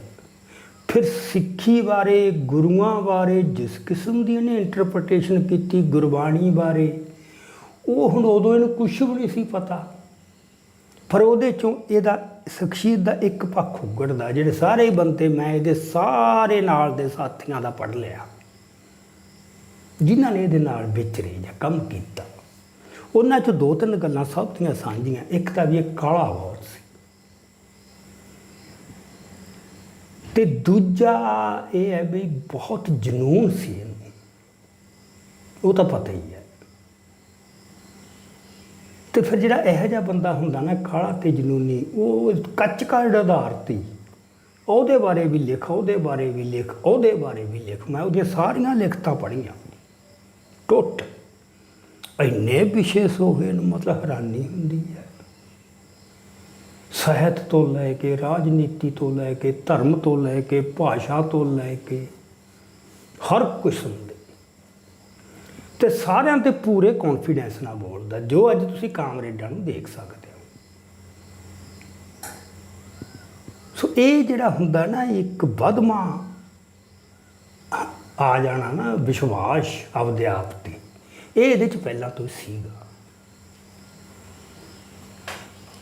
ਇਹਦੇ 'ਚ ਮੈਂ ਤੁਹਾਨੂੰ ਨਾ ਕੁਛ ਕੁ ਮੈਂ ਚਾਹੂੰਗਾ ਜੇ ਤੁਹਾਨੂੰ ਮੈਂ ਪੜ੍ਹ ਕੇ ਸੁਣਾਵਾਂ। ਇਹ ਕਹਿੰਦਾ ਵੀ ਗੁਰੂ ਤੇਗ ਬਹਾਦਰ ਦੀ ਸ਼ਹਾਦਤ ਤੋਂ ਬਾਅਦ ਗੁਰੂ ਗੋਬਿੰਦ ਸਿੰਘ ਆਉਂਦਾ। ਗੁਰੂ ਗੋਬਿੰਦ ਸਿੰਘ ਦੇ ਉਪਦੇਸ਼ ਵਿੱਚ ਕਸ਼ੱਤਰੀ ਧਰਮ ਦਾ ਭਾਵ ਪਾਉਂਦੇ ਹਨ। ਭਾਰਤੀ ਅਤੇ ਕਸ਼ੱਤਰੀ ਧਰਮ ਦਾ, ਭਗਤੀ ਅਤੇ ਕਸ਼ੱਤਰੀ ਧਰਮ ਦਾ ਮੇਲ ਕਰਕੇ ਸਿੱਖ ਸਮੁਦਾਇ ਨੂੰ ਭਗਤਾਂ ਤੇ ਯੋਧਿਆਂ ਦਾ ਇਕੱਠ ਬਣਾ ਦਿੱਤਾ। ਆਹ ਖਾਲਸਾ ਸਾਜਿਆ ਕਸ਼ੱਤਰੀ ਧਰਮ ਦਾ।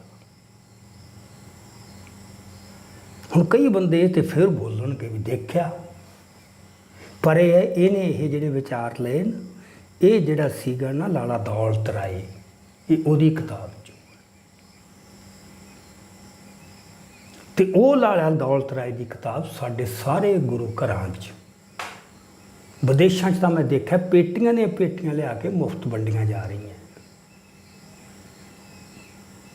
ਤੇ ਫੈਡਰੇਸ਼ਨ ਨੇ, ਪੀਰ ਮੁਹੰਮਦ ਤੇ ਗਰੇਵਾਲ ਹੋਰਿਆਂ ਨੇ, ਜਦੋਂ ਪਟਨਾ ਸਾਹਿਬ ਗਿਆ ਸੀਗਾ ਆਪਣਾ ਮਾਰਚ, ਕਿਹੜਾ ਦਿਨ ਸੀਗਾ, ਉਹਦੇ ਤੇ ਸਾਰੇ ਮਾਰਚ 'ਚ ਮੁਫਤ ਵੰਡੀਆਂ ਹੈ, ਹਿੰਦੀ 'ਚ ਵੀ, ਪੰਜਾਬੀ 'ਚ ਵੀ, ਅੰਗਰੇਜ਼ੀ 'ਚ ਵੀ।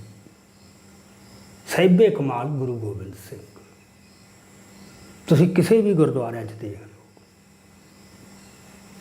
ਇਹ ਹੁਣ ਇਕੱਲੇ ਭਗਤ ਸਿੰਘ ਦਾ ਦੋਸ਼ ਥੋੜ੍ਹਾ, ਉਹ ਤਾਂ ਉਦੋਂ ਸਖਾਂਦਰੂ ਸੀਗਾ, ਕੁਛ ਵੀ ਨਹੀਂ ਸੀ ਉਹਨੂੰ ਪਤਾ।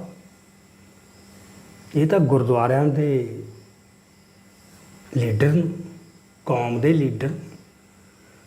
ਰਫਦੋਮਨ ਸਿੰਘ ਮਲਕ ਦੀ ਹੁਣ ਤਾਂ ਚਲੋ ਉਹਦੀ ਹੱਤਿਆ ਹੋ ਗਈ, ਉਹ ਇਹਦਾ ਮੇਨ ਡਿਸਟਰੀਬਿਊਟਰ 1978 ਤੋਂ ਲੈ ਕੇ ਲਗਾਤਾਰ ਇੰਨੀਆਂ ਐਡੀਸ਼ਨਾਂ ਹੋਰ ਕਿਸੇ ਕਿਤਾਬ ਦੀਆਂ ਨਹੀਂ ਛਪੀਆਂ। ਸੋ ਭਗਤ ਸਿੰਘ ਤੇ ਨਾ ਟਿਕੋ ਵੀ ਜਿਵੇਂ ਉਹ ਨਹੀਂ ਸਾਰਾ ਕਰ, ਇਹ ਮਸਲਾ ਵੱਡਾ ਹੈ। ਜਿਹੜਾ ਸਿੱਖੀ ਦਾ ਹਿੰਦੂਕਰਨ ਹੋਇਆ ਨਾ, ਇਹ ਬਹੁਤ ਵੱਡਾ ਮਸਲਾ ਹੈ। ਸੋ ਇਹਨੇ ਇਸ ਤਰ੍ਹਾਂ ਦਾ ਕੰਮ ਕੀਤਾ ਹੈ। ਬਾਕੀ ਗੁਰਬਾਣੀ ਬਾਰੇ ਜੇ ਤੁਸੀਂ ਉਹਦੇ ਉਸ ਲੇਖ ਦੇ ਵਿੱਚੋਂ ਜਿਹੜਾ ਭਾਸ਼ਾ ਦਾ ਮਸਲਾ ਹੈ, ਉਹਨੂੰ ਇਹ ਵੀ ਨਹੀਂ ਪਤਾ ਕਿਹੜੀ ਬਾਣੀ ਕਿਹੜੇ ਗੁਰੂ ਦੀ ਹੈ, ਪਰ ਪੂਰੇ ਕੌਨਫੀਡੈਂਸ ਨਾਲ ਦੇਈ ਜਾਂਦਾ ਆਪਦੇ ਹਿਸਾਬ ਨਾਲ ਉਹਦੀ ਵਿਆਖਿਆ ਕਰਕੇ। ਇਹ ਸਿਖਾਂਦਰੂ ਹਰ ਬੰਦੇ ਦੇ ਐ ਹੁੰਦਾ। ਚੱਲੋ ਮੇਰੀਆਂ ਨਜ਼ਰਾਂ 'ਚ ਓਡਾ ਦੋਸ਼ੀ ਇਸ ਆਧਾਰ 'ਤੇ ਨਹੀਂ, ਇਹ ਪਹਿਲੇ ਲੇਖ ਦੇ ਆਧਾਰ 'ਤੇ ਇਹ ਸਟੇਜਾਂ 'ਚੋਂ ਲੰਘਦੇ ਆ ਬੰਦੇ, ਅਜੇ ਉਹ ਲੰਘਣਾ ਸੀ ਉਸ ਸਟੇਜ 'ਚੋਂ। ਪਰ ਤਰਸ ਉਹਨਾਂ 'ਤੇ ਆਉਂਦਾ ਜਾਂ ਵੱਧ ਗੁੱਸਾ ਉਹਨਾਂ 'ਤੇ ਹੈ ਜਿਹੜੇ ਅੱਜ ਪੂਰੇ ਮੈਚਿਓਰ ਹੋ ਚੁੱਕੇ ਨੇ, ਇੰਨੇ ਪੜ੍ਹੇ ਲਿਖੇ ਸਮਝਦੇ ਨੇ, ਮਤਲਬ ਮਾਰ ਤੇਰੇ ਦੀ ਜਿਹੜੇ ਖੱਬੇ ਪੱਖੀ ਹੈ, ਜਾਂ ਜਿਹੜੇ ਬੰਦੇ ਅੱਜ ਉਹਦੇ ਉਪਾਸ਼ਕ ਬਣੇ ਹੋਏ ਨੇ, ਕਦੇ ਉਹਦੇ ਵਰਗੀਆਂ ਪੱਗਾਂ ਬੰਨ੍ਹ ਕੇ, ਕਦੇ ਕਿਵੇਂ ਕਦੇ ਕਿਵੇਂ। ਉਹਨਾਂ ਨੇ ਪੜ੍ਹਿਆ ਤੇ ਉਹਨੂੰ ਪੜ੍ਹ ਕੇ ਹੀ ਪਤਾ ਨਹੀਂ ਲੱਗਣਾ, ਹਾਲਤ ਇਹ ਹੈ। ਸੋ ਭਗਤ ਸਿੰਘ ਤਾਂ ਚਲੋ ਸਿਖਾਂਦਰੂ ਕਹਿ ਲਾਂਗੇ, ਇਹ ਜਿਹੜੇ ਆਪਦੇ ਆਪ ਨੂੰ ਅੱਜ ਬਹੁਤ ਵਿਦਵਾਨ ਸਮਝਦੇ ਆ, ਕਾਲਜਾਂ ਦੇ ਵੱਡੇ, ਉਹਨਾਂ ਦੀ ਇਸ ਮਸਲੇ ਬਾਰੇ ਦੱਸੋ ਕੀ ਸਮਝ ਹੈ। ਫਿਰ ਉਹਨੇ ਸਰਾਬੇ ਬਾਰੇ, ਗਦਰੀਆਂ ਬਾਰੇ ਦੇਖੋ। ਇੱਕ ਪੱਖ ਜਿਹੜਾ ਮੈਂ ਮੰਨ ਕੇ ਚੱਲੋ, ਉਹਦੇ ਮਨ 'ਚ ਜਿਹੜੇ ਗਦਰੀ ਸ਼ਹੀਦ ਹੈ ਬੱਬਰ ਨੂੰ, ਇਹਨਾਂ ਸਾਰਿਆਂ ਪ੍ਰਤੀ ਬਹੁਤ ਸਤਿਕਾਰ ਅਤੇ ਸ਼ਰਧਾ ਸੀ। ਇਹ ਹਰ ਇੱਕ ਨੇ ਲਿਖਿਆ, ਜਿਹਨੇ ਬੰਦਿਆਂ ਨੇ ਇਹ ਲਿਖਿਆ ਵੀ ਜਦੋਂ ਉਹ ਗਦਰੀਆਂ ਦੀ ਗੱਲ ਕਰਦਾ ਸੀ, ਉਹਦਾ ਚਿਹਰੇ 'ਤੇ ਜਲਾਲ ਦੇਖਣ ਵਾਲਾ ਹੁੰਦਾ ਸੀ, ਇੰਨਾ ਇੰਸਪਾਇਰਡ ਸੀ। ਕਰਤਾਰ ਸਿੰਘ ਸਰਾਭੇ ਬਾਰੇ ਤਾਂ ਸਭ ਨੂੰ ਪਤਾ ਵੀ ਫੋਟੋ ਰੱਖਦਾ ਸੀਗਾ, ਇੰਨਾ ਉਹਨਾਂ ਤੋਂ ਉਹ ਇੰਸਪਾਇਰਡ ਸੀ। ਪਰ ਉਹੀ ਗੱਲ ਕਿ ਉਹਨਾਂ ਦੀ ਕੱਚ ਘੜ ਵਿਆਖਿਆ ਫਿਰ ਦੇਣੀ ਹੈ। ਸਾਰਿਆਂ ਬਾਰੇ ਲਿਖਿਆ, ਗਦਰ ਲਹਿਰ ਬਾਰੇ, ਗਦਰੀਆਂ ਬਾਰੇ, ਬੱਬਰ ਅਕਾਲੀ ਲਹਿਰ ਬਾਰੇ, ਕੂਕਾ ਲਹਿਰ ਬਾਰੇ। ਕਿਹੜੀ ਗੱਲ ਹੈ ਜੀ ਤੇ ਨਹੀਂ ਲਿਖਿਆ? ਹੁਣ ਕਰਤਾਰ ਸਿੰਘ ਸਰਾਭਾ ਦੀ ਜਿਹੜੀ ਸ਼ਹੀਦੀ ਹੈ ਉਹ 'ਤੇ ਲਿਖਿਆ ਉਹਨੇ, ਕਹਿੰਦਾ ਭਾਰਤ ਮਾਤਾ ਦੀ ਜੈ ਕਹਿੰਦੇ ਹੋਏ ਉਹ ਫਾਂਸੀ ਦੇ ਤਖਤੇ 'ਤੇ ਝੂਲ ਪਏ। ਹੁਣ ਸਰਾਭੇ ਦੇ ਮੂੰਹ 'ਚ ਭਾਰਤ ਮਾਤਾ ਦੀ ਜੈ ਪਾ ਦਿੱਤੀ, ਹੋਰ ਕੋਈ ਨਹੀਂ ਕਹਿੰਦਾ। ਜਿੰਨੇ ਅੱਜ ਕੱਲ੍ਹ ਦੇਸ਼ ਭਗਤਾਂ ਦੇ ਬਹੁਤ ਬਣੇ ਹੋਏ ਨੇ ਨਾ, ਬਰਿਆਮ ਸੰਧੂ ਨੇ ਪੂਰੀ ਕਿਤਾਬ ਲਿਖੀ ਹੈ ਤੇ ਕਰਤਾਰ ਸਿੰਘ ਸਰਾਭੇ 'ਤੇ ਕਿਤੇ ਨਹੀਂ ਕਿਹਾ ਵੀ ਭਾਰਤ ਮਾਤਾ ਦੀ ਜੈ ਕਹਿੰਦੇ ਹੋਏ ਉਹਦੇ ਨਾਲ ਦੇ ਕਿੰਨੇ ਬੰਦੇ ਗਦਰੀ ਬਾਬੇ ਬਾਅਦ ਦੇ ਵਿੱਚ ਜਿਉਂਦੇ ਰਹੇ, ਕਿਸੇ ਨੇ ਨਹੀਂ ਕਿਹਾ। ਇਹ ਉਪੱਦਰ ਹੁੰਦਾ ਹੈ ਵੀ ਤੁਸੀਂ ਦੂਜੇ ਨੂੰ ਆਪਦੀ ਵਿਚਾਰਧਾਰਾ ਦੇ ਸ਼ੀਸ਼ਿਆਂ 'ਚੋਂ ਦੇਖ ਕੇ ਉਸ ਤਰ੍ਹਾਂ ਪੇਸ਼ ਕਰਦੇ ਹੋ। ਇਹ ਸਾਰੇ ਕਰਦੇ, ਜਿੰਨੇ ਵੀ ਜਨੂੰਨੀ ਤੇ ਕੱਟੜ ਤੇ ਰਿਜਡ ਮਾਈਂਡ ਵਾਲੇ ਬੰਦੇ ਹੋਣਗੇ ਨਾ, ਉਹਨਾਂ ਦੀ ਇਹ ਪ੍ਰੋਬਲਮ ਸਭ ਦੀ ਸਾਂਝੀ ਹੈ। ਫਿਰ ਤੁਸੀਂ ਲਾਲਾ ਲਾਜਪਤ ਰਾਏ, ਹਾਂ ਪਹਿਲੀ ਗੱਲ ਤਾਂ ਭਾਸ਼ਾ ਦਾ ਮਸਲਾ। ਦੂਜੀ ਗੱਲ, ਰਾਸ਼ਟਰਵਾਦ ਬਾਰੇ ਆਪਾਂ ਨੂੰ ਬਹਿਸ ਕਰਨ ਦੀ ਲੋੜ ਨਹੀਂ, ਦੱਸਣ ਦੀ ਵੀ ਲੋੜ ਨਹੀਂ, ਪੱਕਾ ਸ਼ੁਦਾਈ ਸੀ ਇਸ ਗੱਲ ਦਾ। ਇੱਥੇ ਮੈਂ ਫੇਰ ਕਹਿਣਾ, ਭਗਤ ਸਿੰਘ ਦਾ ਇੰਨਾ ਦੋਸ਼ ਨਹੀਂ। ਜਿਹੜਾ ਉਹ ਸਮਾਂ ਸੀ ਨਾ, ਉਹ ਰਾਸ਼ਟਰਵਾਦ ਦੇ ਜੋਬਨ ਦਾ ਸਮਾਂ ਸੀ। ਅਜੇ ਰਾਸ਼ਟਰਵਾਦ ਦਾ ਕਟੀਕ, ਉਹਦੀ ਪੜਚੋਲ ਨਹੀਂ ਸੀ ਆਈ ਕਿਤੋਂ ਵੀ। ਯੂਰਪ 'ਚ ਹੋਈ ਹੋਣੀ ਆ ਉਹਨਾਂ ਦੀ ਆਪਦੀਆਂ ਭਾਸ਼ਾਵਾਂ 'ਚ, ਉਹ ਇੱਧਰ ਨਹੀਂ ਆਈ ਸੀ। ਉਹਨੂੰ ਤਾਂ ਆਪਾਂ ਇਹ ਕਹਿ ਕੇ ਮਾਫ ਕਰ ਸਕਦੇ ਹਾਂ ਉਦੋਂ। ਪਰ ਹੁਣ ਜਦੋਂ ਰਾਸ਼ਟਰਵਾਦ ਬਾਰੇ ਇੰਨੇ ਵਿਦਵਾਨ ਬੋਲ ਚੁੱਕੇ, ਭਾਰਤ ਦੇ ਅੰਦਰ ਵੀ ਸਾਰੀ ਦੁਨੀਆ ਦੇ ਅੰਦਰ, ਤੇ ਉਹਦੇ ਅਸਰ ਸਾਹਮਣੇ ਆ ਚੁੱਕੇ ਨੇ, ਕਿੱਡੇ ਤਬਾਹਕੁਨ ਨਤੀਜੇ ਉਹਦੇ ਮਾਨਵਤਾ ਦੇ ਖਿਲਾਫ। ਹੁਣ ਤਾਂ ਉਹ ਇੱਕ ਈਵਲ ਦੇ ਤੌਰ 'ਤੇ, ਇੱਕ ਬੁਰਾਈ ਦੇ ਤੌਰ 'ਤੇ ਸਥਾਪਿਤ ਹੋ ਚੁੱਕਿਆ ਰਾਸ਼ਟਰਵਾਦ। ਇਟ ਹੈਜ਼, ਅੰਗਰੇਜ਼ੀ 'ਚ ਕਹਿਣਾ ਹੋਵੇ, it has become a dirty word ਨਾਓ।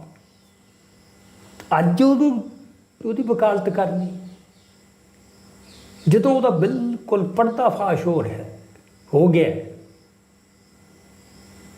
ਭਗਤ ਸਿੰਘ ਤਾਂ ਢਿੱਲੋਂ ਨੂੰ ਤਾਂ ਆਪਾਂ ਮਾਫ ਕਰ ਦਿਆਂਗੇ, ਉਹ ਸਮਾਂ। ਪਰ ਅੱਜ ਵਾਲੇ ਜਿਹੜੇ ਬੰਦੇ ਕਰ ਰਹੇ ਇਹ ਆਮ ਆਦਮੀ ਪਾਰਟੀ ਤੇ ਸਾਰਾ ਖੱਬਾ ਪੰਥ, ਇਹ ਕੀ ਜਵਾਬ ਦੇਣਗੇ? ਫਿਰ ਆਪਾਂ ਲਾਲਾ ਲਾਜਪਤ ਰਾਏ ਬਾਰੇ ਗੱਲ ਕਰਦੇ ਹਾਂ। ਹੁਣ ਇਸ ਗੱਲ ਦੀ ਬੜੀ ਚਰਚਾ ਹੋ ਰਹੀ ਹੈ ਵੀ ਲਾਲੇ ਨੂੰ ਉਹਨੇ ਮਾਰਤਾ, ਹਾਲਾਂਕਿ ਲਾਲਾ ਉਹਦੇ ਨਾਲ ਮਰਿਆ ਵੀ ਨਹੀਂ ਸੀ, ਲਾਠੀਆਂ ਨਾਲ। ਹੁਣ ਲਾਲੇ ਬਾਰੇ ਉਹਦੇ ਵਿਚਾਰ ਕੀ ਹੈ?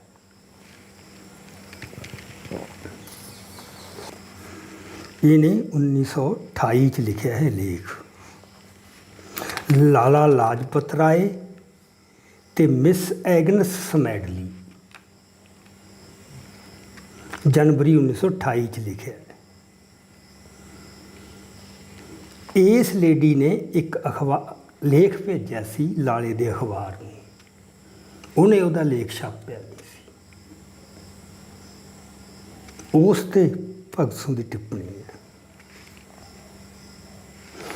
ਲਾਲਾ ਜੀ, ਤੁਹਾਨੂੰ ਸਭ ਗਿਆਨ ਹਨ, ਤੁਹਾਡੇ ਸਾਹਮਣੇ ਹੀ ਤੁਹਾਤੋਂ ਅਨਪੜ੍ਹ ਸਿੱਖ ਭਾਈ ਅਮਰੀਕਾ ਵਿੱਚੋਂ ਜਥੇ ਬਣਾ ਕੇ ਇੱਥੇ ਆਏ। ਤੁਹਾਡੇ ਸਾਹਮਣੇ ਹੀ ਤੁਹਾਤੋਂ ਅਨਪੜ੍ਹ ਸਿੱਖ ਭਾਈ ਅਮਰੀਕਾ ਵਿੱਚੋਂ ਜਥੇ ਬਣਾ ਕੇ ਆਏ ਅਤੇ ਉਹਨਾਂ ਨੇ ਦੁਹਾਈ ਦਿੱਤੀ ਕਿ ਲੋਕੋ, ਜੰਗ ਵਿੱਚ ਕੋਈ ਮਦਦ ਨਾ ਦਿਓ, ਹੁਣ ਵੇਲਾ ਲੋਹਾ ਗਰਮ ਹੈ, ਸੱਟ ਮਾਰੋ ਤੇ ਆਜ਼ਾਦ ਹੋ ਜਾਓ। ਗਾਦਰੀ ਬਾਬਿਆਂ ਬਾਰੇ ਉਹਨਾਂ ਦੀ ਕਿਸੇ ਨਾ ਸੁਣੀ, ਪਰ ਉਹ ਸ਼ਹੀਦੀਆਂ ਪ੍ਰਾਪਤ ਕਰਕੇ ਆਪਣੇ ਫਰਜ਼ ਪੂਰੇ ਕਰ ਗਏ। ਉਸ ਵੇਲੇ ਆਪ ਸਭ ਕੁਝ ਜਾਣਦੇ ਸੋ, ਕਿਉਂਕਿ ਤੁਹਾਡੇ ਵਾਸਤੇ ਕੋਈ ਨਵੀਂ ਗੱਲ ਤਾਂ ਹੈ ਕੋਈ ਨਹੀਂ, ਪਰ ਆਪ ਦਾ ਮੱਚ ਮਰ ਗਿਆ ਹੋਇਆ ਸੀ। ਆਪ ਨੂੰ ਹਿੰਦੁਸਤਾਨ ਮੁੜਨ ਦੀ ਚਾਹ ਨੇ ਤੜਪਾਇਆ ਹੋਇਆ ਸੀ, ਇਹ ਬਾਹਰ ਸੀ ਉਦੋਂ। ਆਪ ਅੰਗਰੇਜ਼ ਦੀ ਨਜ਼ਰ ਵਿੱਚ ਚੰਗਾ ਬਣ ਕੇ ਇੱਥੇ ਹਿੰਦੁਸਤਾਨ ਵਿੱਚ ਆਉਣਾ ਚਾਹੁੰਦੇ ਸੋ, ਇਸ ਲਈ ਆਪ ਚੁੱਪ ਰਹੇ ਤੇ ਮੌਨ ਧਾਰ ਲਈ, ਸਗੋਂ ਅੰਗਰੇਜ਼ਾਂ ਦੇ ਵਫਾਦਾਰ ਬਣਨ ਲਈ ਜਰਮਨੀ ਦੇ ਬਰਖਲਾਫ ਕਲਮ ਉਠਾਉਂਦੇ ਰਹੇ। ਕਿਉਂ ਲਾਲਾ ਜੀ? ਠੀਕ ਹੈ ਨਾ ਲਾਲਾ ਜੀ? ਉਂਝ ਤਾਂ ਤੁਹਾਨੂੰ ਸਭ ਕੁਝ ਪਤਾ ਹੀ ਹੈ, ਫਿਰ ਵੀ ਚੇਤਾਵਨੀ ਦੇਣੀ ਚੰਗੀ ਹੁੰਦੀ ਹੈ। ਸੁਣੋ, ਹੁਣ ਫਿਰ ਜੰਗ ਛਿੜਨ ਵਾਲਾ ਜੀ, ਹਿੰਦੁਸਤਾਨ ਨੂੰ ਫਿਰ ਆਪਣੇ ਮਤਲਬ ਲਈ ਅੰਗਰੇਜ਼ ਵਰਤਣ ਲੱਗੇ ਜੀ। ਕੌਮ ਨੂੰ ਖਬਰਦਾਰ ਕਰ ਦਿਓ, ਹਿੰਦੁਸਤਾਨ ਵਿੱਚ ਢੰਡੋਰਾ ਫੇਰ ਦਿਓ ਤਾਂ ਕਿ ਲੋਕ ਅੰਗਰੇਜ਼ੀ ਚਾਲਾਂ ਦੇ ਫੰਦਿਆਂ ਵਿੱਚ ਨਾ ਫਸਣ ਅਤੇ ਆਪਣੇ ਪੈਰਾਂ 'ਤੇ ਖੜੇ ਹੋਣ ਲਈ ਤਿਆਰ ਹੋ ਜਾਣ। ਕੀ ਨਿਤਰੋਂਗੇ? ਇਹ ਸਵਾਲ ਉਹਨੇ ਲਾਲੇ ਨੂੰ ਖੜਾ ਕੀਤਾ ਸੀ, ਪਰ ਇਹ ਸਵਾਲ ਅੱਜ ਮੈਂ ਆਪ ਵਾਲਿਆਂ ਨੂੰ ਕਰਦਾ। ਹਾਲਾਤ ਫੇਰ ਬਣ ਰਹੇ ਨੇ ਤੇ ਇਹ ਲੰਗੋਟੇ ਕੱਸ ਰਹੇ ਨੇ, ਤੇ ਇਹ ਸਵਾਲ ਸਰਦਾਰ ਸਿਮਰਨਜੀਤ ਸਿੰਘ ਮਾਨ ਅੱਗੇ ਵੀ ਹੈ, ਕਿਉਂਕਿ ਬਹੁਤ ਬਿਆਨ ਦੇ ਚੁੱਕੇ ਨੇ ਕਿ ਚੀਨ ਤੋਂ ਬੜਾ ਖਤਰਾ, ਚੀਨ ਤੇ ਕੀ ਕਰ ਰਹੀ ਹੋ। ਆ ਜ਼ਰੂਰ ਸੁਣ ਲੈਣ। ਕੀ ਨਿਤਰੋਂਗੇ? ਪਰ ਲਾਲਾ ਜੀ ਤਾਂ ਆਪਣੇ ਅੰਦਰਲੇ ਚਾਨਣ ਅਨੁਸਾਰ ਕੰਮ ਕਰਦੇ ਹਨ, ਅੰਦਰਲੇ ਕੌਮਿਆਂ 'ਚ। ਉਹਨੇ ਲਿਖਿਆ ਸੀ ਵੀ ਸਮੈਡਲੀ ਦਾ ਮੈਂ ਲੇਖ ਤਾਂ ਨਹੀਂ ਛਾਪਿਆ, ਮੈਨੂੰ ਚਾਨਣ ਅੰਦਰੋਂ ਆਉਂਦਾ ਹੈ, ਉਹਦੇ 'ਚ ਮੈਂ ਨਹੀਂ ਸਮਝਦਾ ਇਹ ਯੋਗ ਹੈ। ਉਹ ਕਿਸੇ ਦੇ ਆਖੇ ਤੇ ਕੋਈ ਕੰਮ ਨਹੀਂ ਕਰਦੇ, ਪਰ ਬਾਬਾ ਜ਼ਮਾਨਾ ਬੁਰੀ ਬਲਾ ਹੈ, ਉਹ ਕਿਸੇ ਤਰ੍ਹਾਂ ਵੀ ਨਹੀਂ ਜਿਉਣ ਦਿੰਦਾ। ਇਹ ਚਾਨਣਾ ਕਿਤੇ ਅੰਦਰਲੀ ਕਮਜ਼ੋਰੀ ਹੀ ਤਾਂ ਨਹੀਂ, ਕਿਉਂਕਿ ਚਾਨਣੇ ਵਿੱਚ ਫਰਕ ਹੁੰਦਾ ਹੈ, ਤੇ ਲਾਲਾ ਜੀ ਦੇ ਆਪਣੇ ਅੰਦਰ ਵੀ ਕਈ ਪ੍ਰਕਾਰ ਦੇ ਚਾਨਣੇ ਹਨ।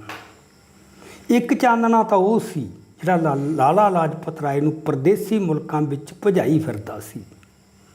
ਇੱਕ ਚਾਨਣਾ ਉਹ ਸੀ ਜਿਹੜਾ ਉਹਨਾਂ ਨੂੰ ਮੁੜ ਇੱਥੇ ਲਿਆਇਆ।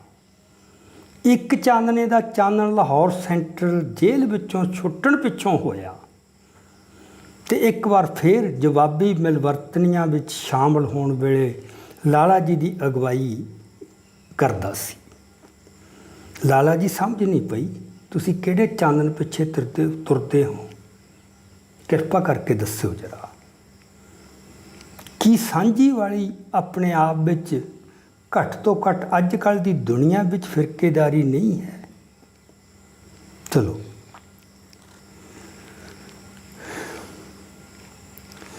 ਅਸਲੀ ਗੱਲ ਇਹ ਹੈ ਕਿ ਲਾਲਾ ਜੀ ਇਸ ਇੱਕ ਇੱਕ ਕਰਕੇ ਆਪਣੇ ਪਹਿਲੇ ਅਸੂਲ ਛੱਡ ਰਹੇ ਹਨ ਤੇ ਮੁੜ ਪਹਿਲੇ ਹੀ ਆਰੀਆ ਸਮਾਜੀ ਬਣ ਰਹੇ ਹਨ। ਵੀ ਆਪਦੇ ਅਸੂਲ ਛੱਡ ਕੇ ਇਹ ਮੁੜ ਕੇ ਫਿਰ ਆਰੀਆ ਸਮਾਜੀ ਜਾ ਡਿੱਗਦਾ ਹੈ। ਇਸੇ ਕਰਕੇ ਹੀ ਆਪ ਨੇ ਬੜੇ ਛਿੱਥੇ ਪੈ ਕੇ ਮਿਸ ਐਗਨਿਸ ਸਮੇਡਲੀ ਦੇ ਕੌਮਾਂਤਰੀ ਅਸੂਲ ਸਿਖਲਾਉਣ ਵਾਲੇ ਲੇਖਾਂ ਨੂੰ ਛਾਪਣੋਂ ਬੰਦ ਕਰ ਦਿੱਤਾ।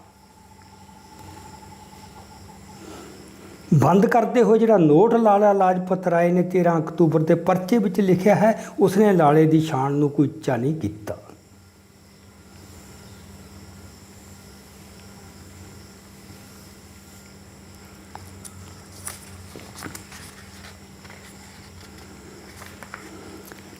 ਦਸੰਬਰ ਦੇ ਪਰਚੇ ਵਿੱਚ ਆਪ ਇਸ ਤਰ੍ਹਾਂ ਮਿਸ ਸਮੈਡਲੀ ਤੋਂ ਮਾਫੀ ਮੰਗਦੇ ਹਨ। ਅਸੀਂ ਆਪਣੇ ਚਾਨਣੇ ਅਨੁਸਾਰ ਕੰਮ ਕਰਦੇ ਹਾਂ। ਮਿਸ ਸਮੈਡਲੀ ਨੂੰ ਜਾਣਨਾ ਚਾਹੀਦਾ ਹੈ ਕਿ ਮੇਰਾ ਤਾਂ ਜ਼ਿੰਦਗੀ ਵਿੱਚ ਹੋਰ ਕੋਈ ਨਹੀਂ, ਦੇਸ਼ ਸੇਵਾ ਤੋਂ ਬਿਨਾਂ ਕੋਈ ਕੰਮ ਨਹੀਂ। ਫਿਰ ਵੀ ਮੈਨੂੰ ਬੜਾ ਅਫਸੋਸ ਹੈ ਜੇ ਮੈਂ ਉਸ ਨੂੰ ਦੁੱਖ ਪਹੁੰਚਾਇਆ ਹੈ। ਮੈਨੂੰ ਇਹ ਜਾਣਨਾ ਚਾਹੀਦਾ ਸੀ ਕਿ ਮੇਰੇ ਲਿਖੇ ਹੋਏ ਰਿਮਾਰਕ ਉਸ ਨੂੰ ਦੁੱਖ ਪਹੁੰਚਾਉਣ ਤੋਂ ਬਗੈਰ ਹੋਰ ਕੁਝ ਨਹੀਂ ਕਰ ਸਕਦੇ। ਲਾਲਾ ਜੀ ਨਿੱਤ ਨਵੇਂ ਸੂਰਜ ਨੌਜਵਾਨਾਂ ਨੂੰ ਨਸੀਹਤ ਕਰਦੇ ਰਹਿੰਦੇ ਹਨ ਕਿ ਉਹਨਾਂ ਨੂੰ ਚੁੱਪ ਕਰਕੇ ਬੁੱਢੇ ਤਜਰਬੇਕਾਰ ਲੀਡਰਾਂ ਦੇ ਆਖੇ ਲੱਗਣਾ ਚਾਹੀਦਾ ਹੈ। ਇਹ ਸਾਡੇ ਕਿਸਾਨ ਯੂਨੀਅਨ ਵਾਲੇ ਵੀ ਸੁਣ ਲੈਣ ਤੇ ਮੁਲਕ ਲਈ ਕੁਰਬਾਨੀਆਂ ਕਰਨੀਆਂ ਚਾਹੀਦੀਆਂ ਹਨ। ਪਰ ਜਿਹੜਾ ਲਾਲਾ ਪੈਰ ਪੈਰ ਤੇ ਠੇਡੇ ਖਾਂਦਾ ਹੈ, ਥਾਂ ਥਾਂ ਤੇ ਗਲਤੀਆਂ ਕਰਦਾ ਹੈ, ਆਪਣੇ ਆਪ ਵਿੱਚ ਨਹੀਂ ਰਹਿੰਦਾ, ਫਿਰ ਮਾਫੀਆਂ ਮੰਗਦਾ ਹੈ, ਉਹ ਲਾਲਾ ਨੌਜਵਾਨਾਂ ਦੀ ਕਿੱਦਾਂ ਅਗਵਾਈ ਕਰ ਸਕਦਾ ਹੈ? ਜੇ ਸੱਚ ਪੁੱਛੋ ਤਾਂ ਇਹ ਹੈ ਕਿ ਪੰਜਾਬ ਕੇਸਰੀ ਹੁਣ ਬੁੱਢਾ ਹੋ ਗਿਆ ਹੈ। ਇਸ ਦੇ ਭਿਆਨਕ ਦੰਦ ਝੜ ਗਏ ਹਨ। ਇਸ ਦੀਆਂ ਨੌਕਰਸ਼ਾਹੀ ਨੂੰ ਡਰਾਉਣ ਵਾਲੀਆਂ ਨੌਂਦਰਾਂ ਖੁੰਡੀਆਂ ਹੋ ਗਈਆਂ ਹਨ। ਹੁਣ ਇਹ ਸਰਕਸ ਦੇ ਇੱਕ ਸਦਾਏ ਹੋਏ ਕੇਸਰੀ ਵਾਂਗ ਬੇਜਰਰ ਹੋ ਗਿਆ ਹੈ। ਲਾਲਾ ਪਹਿਲਾਂ ਵਾਲਾ ਨਹੀਂ ਰਿਹਾ। ਪਹਿਲਾ ਲਾਲਾ ਨੌਜਵਾਨ ਸੀ, ਉਸ ਵਿੱਚ ਨੌਜਵਾਨਾਂ ਵਾਲਾ ਜੋਸ਼, ਨੌਜਵਾਨਾਂ ਵਾਲੀ ਹਿੰਮਤ ਅਤੇ ਗੱਭਰੂਆਂ ਵਾਲੀ ਕੁਰਬਾਨੀ ਕੁੱਟ-ਕੁੱਟ ਕੇ ਭਰੀ ਹੋਈ ਸੀ। ਉਹ ਲਾਲਾ ਹਿਸਾਬੀ ਕਿਤਾਬੀ ਨਹੀਂ ਸੀ। ਉਹ ਕੁਰਬਾਨੀ ਦੇ ਸਮੁੰਦਰ ਵਿੱਚ ਠਿੱਲ ਪੈਣਾ ਜਾਣਦਾ ਸੀ। ਉਹ ਨੌਜਵਾਨ ਲਾਲਾ ਮੁਲਕ ਦੀ ਬਦਕਿਸਮਤੀ ਮਰ ਗਿਆ ਹੈ। ਹੁਣ ਇਹ ਲਾਲਾ ਸਾਨੂੰ ਨੌਜਵਾਨਾਂ ਨੂੰ ਨਸੀਹਤਾਂ ਕਰਨ ਲਈ ਰਹਿ ਗਿਆ ਹੈ। ਲਾਲਾ ਆਪ ਮੰਨਦਾ ਹੈ ਤੇ ਆਖਦਾ ਹੈ ਕਿ ਤੋਬਾ ਮੇਰੀ, ਮੈਂ ਕੁਰਬਾਨੀ ਕੋਈ ਨਹੀਂ ਕਰ ਸਕਦਾ, ਪਰ ਨੌਜਵਾਨਾਂ ਨੂੰ ਸਿੱਧੇ ਰਸਤੇ ਚਲਾਉਣ ਲਈ ਆਪਣਾ ਹੱਕ ਸਮਝਦਾ ਹੈ। ਕਿਸੇ ਕਵੀ ਨੇ ਠੀਕ ਆਖਿਆ ਹੈ, ਬਦਲਦਾ ਹੈ ਰੰਗ ਆਸਮਾਂ ਕੈਸੇ ਕੈਸੇ। ਇਹਨੇ ਕਿਰਤੀ ਅਖਬਾਰ 'ਚ ਲਿਖਿਆ ਸੀ। ਸੋ ਇਹ ਆਪਾਂ ਬਾਅਦ 'ਚ ਗੱਲ ਕਰਾਂਗੇ। ਫਿਰ ਵੀ ਲਾਲੇ ਦੀ ਮੌਤ ਦਾ ਬਦਲਾ ਲੈਣ ਦਾ, ਉਹ ਜਿਹੜਾ ਸਾਂਡਰਸ ਦਾ ਕਤਲ ਸੀ, ਉਹ ਕਿਉਂ ਕੀਤਾ? ਸਾਂਡਰਸ ਦੇ ਕਤਲ ਬਾਰੇ ਵੀ ਸਵਾਲ ਉੱਠੇ ਆ। ਇਸ ਕਰਕੇ ਸਾਂਡਰਸ ਦੇ ਤੇ ਪੁਲਿਸ ਵਾਲੇ ਦੇ ਕਤਲ ਬਾਰੇ ਇਹਦੇ ਜਿਹੜੇ ਵਿਚਾਰ ਹੈ ਉਹ ਵੀ ਮੈਂ ਤੁਹਾਨੂੰ ਪੜ੍ਹ ਕੇ ਸੁਣਾਉਣਾ। ਲਾਲਾ ਲਾਜਪਤ ਰਾਏ ਦੀ ਮੌਤ ਦਾ ਬਦਲਾ ਲੈਣ ਵੇਲੇ ਲਾਇਆ ਪਰਚਾ, ਖੂਨ ਦਾ ਬਦਲਾ ਖੂਨ, ਉਹਦੇ 'ਚੋਂ ਹੈ। ਸਾਨੂੰ ਇੱਕ ਆਦਮੀ ਦੀ ਹੱਤਿਆ ਕਰਨ ਦਾ ਦੁੱਖ ਹੈ, ਪਰ ਇਹ ਆਦਮੀ ਨਿਰਦਈ ਬੇਇਨਸਾਫ ਪ੍ਰਣਾਲੀ ਦਾ ਇੱਕ ਪੁਰਜਾ ਸੀ ਅਤੇ ਜਿਸ ਨੂੰ ਖਤਮ ਕਰ ਦੇਣਾ ਬਹੁਤ ਜ਼ਰੂਰੀ ਹੋ ਜਾਂਦਾ ਹੈ। ਇਸ ਆਦਮੀ ਦੀ ਹੱਤਿਆ ਹਿੰਦੁਸਤਾਨ ਵਿੱਚ ਬ੍ਰਿਟਿਸ਼ ਸਾਮਰਾਜ ਦੇ ਕਰਿੰਦੇ ਦੇ ਰੂਪ ਵਿੱਚ ਕੀਤੀ ਗਈ ਹੈ। ਇਹ ਸਰਕਾਰ ਸੰਸਾਰ ਦੀ ਸਭ ਤੋਂ ਜ਼ਿਆਦਾ ਅਤਿਆਚਾਰੀ ਸਰਕਾਰ ਹੈ। ਮਨੁੱਖ ਦਾ ਖੂਨ ਵਗਾਉਣ ਲਈ ਸਾਨੂੰ ਦੁੱਖ ਹੈ, ਪਰ ਕ੍ਰਾਂਤੀ ਦੀ ਬੇਦੀ ਤੇ ਖੂਨ ਵਹਾਉਣਾ ਜ਼ਰੂਰੀ ਹੋ ਜਾਂਦਾ ਹੈ। ਇਹ ਸੀ ਕਿਉਂ ਮਾਰਿਆ। ਹੁਣ ਜਿਹੜਾ ਅਸੈਂਬਲੀ 'ਚ ਬੰਬ ਸੁੱਟਿਆ, ਉਹਦੇ ਤੇ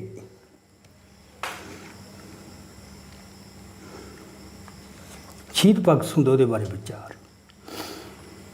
8 ਅਪ੍ਰੈਲ 1929 ਨੂੰ ਭਗਤ ਸਿੰਘ ਤੇ ਬੀ.ਕੇ. ਦੱਤ ਨੇ ਦਿੱਲੀ ਅਸੈਂਬਲੀ ਵਿੱਚ ਬੰਬ ਸੁੱਟਣ ਬਾਅਦ ਇਹ ਲੀਫਲੈਟ ਸਟੇਸ਼ਨ ਉੱਤੇ ਸੁੱਟਿਆ। ਬੋਲਿਆਂ ਨੂੰ ਸੁਣਾਉਣ ਲਈ ਗਰਜ ਦੀ ਲੋੜ ਹੈ, ਉਹਦੇ 'ਚ ਇਹ ਲਿਖਿਆ ਸੀ। ਇਹ ਅਮਰ ਸ਼ਬਦ ਫਰਾਂਸ ਦੇ ਇੱਕ ਬਹਾਦਰ ਅਰਾਜਕਤਾਵਾਦੀ ਸ਼ਹੀਦ ਬੈਲਿੰਟ ਦੇ ਇੱਕ ਇਹੋ ਜਿਹੇ ਮੌਕੇ 'ਤੇ ਹੀ ਆਖੇ ਸਨ। ਬਲਿੰਟ ਨੇ, ਇਹ ਫਰਾਂਸ ਦੇ ਇਨਕਲਾਬੀ ਦੇ ਸ਼ਬਦ ਹੈ। ਉਹਨੇ ਇਹੋ ਜਿਹੇ ਮੌਕੇ 'ਤੇ ਬੰਬ ਸੁੱਟ ਕੇ ਇਹ ਸ਼ਬਦ ਬੋਲੇ ਸੀਗੇ, ਇਹਨਾਂ ਤੋਂ ਬਹੁਤ ਚਿਰ ਪਹਿਲਾਂ। ਇਹਨਾਂ ਹੀ ਸ਼ਬਦਾਂ ਨਾਲ ਅਸੀਂ ਆਪਣੇ ਕੰਮ ਦੀ ਪ੍ਰੋੜਤਾ ਕਰਦੇ ਹਾਂ।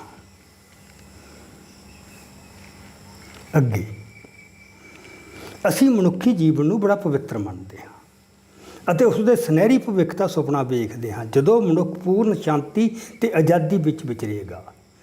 ਸਾਨੂੰ ਇਹ ਪ੍ਰਵਾਨ ਕਰਦਿਆਂ ਦੁੱਖ ਹੁੰਦਾ ਹੈ ਕਿ ਅਸੀਂ ਇਨਸਾਨੀ ਖੂਨ ਡੋਲਣ 'ਤੇ ਮਜਬੂਰ ਕੀਤੇ ਗਏ ਹਾਂ। ਪਰ ਸਭਨਾਂ ਲਈ ਆਜ਼ਾਦੀ ਲਿਆਉਣ ਵਾਲੇ ਅਤੇ ਮਨੁੱਖ ਹੱਥੋਂ ਮਨੁੱਖ ਦੀ ਲੁੱਟ ਨੂੰ ਜੜ੍ਹੋਂ ਖਤਮ ਕਰਨ ਵਾਲੇ ਮਹਾਨ ਇਨਕਲਾਬ ਦੀ ਬੇਦੀ ਉੱਤੇ ਕੁਝ ਵਿਅਕਤੀਆਂ ਦੀ ਬੜੀ ਅਟੱਲ ਹੈ।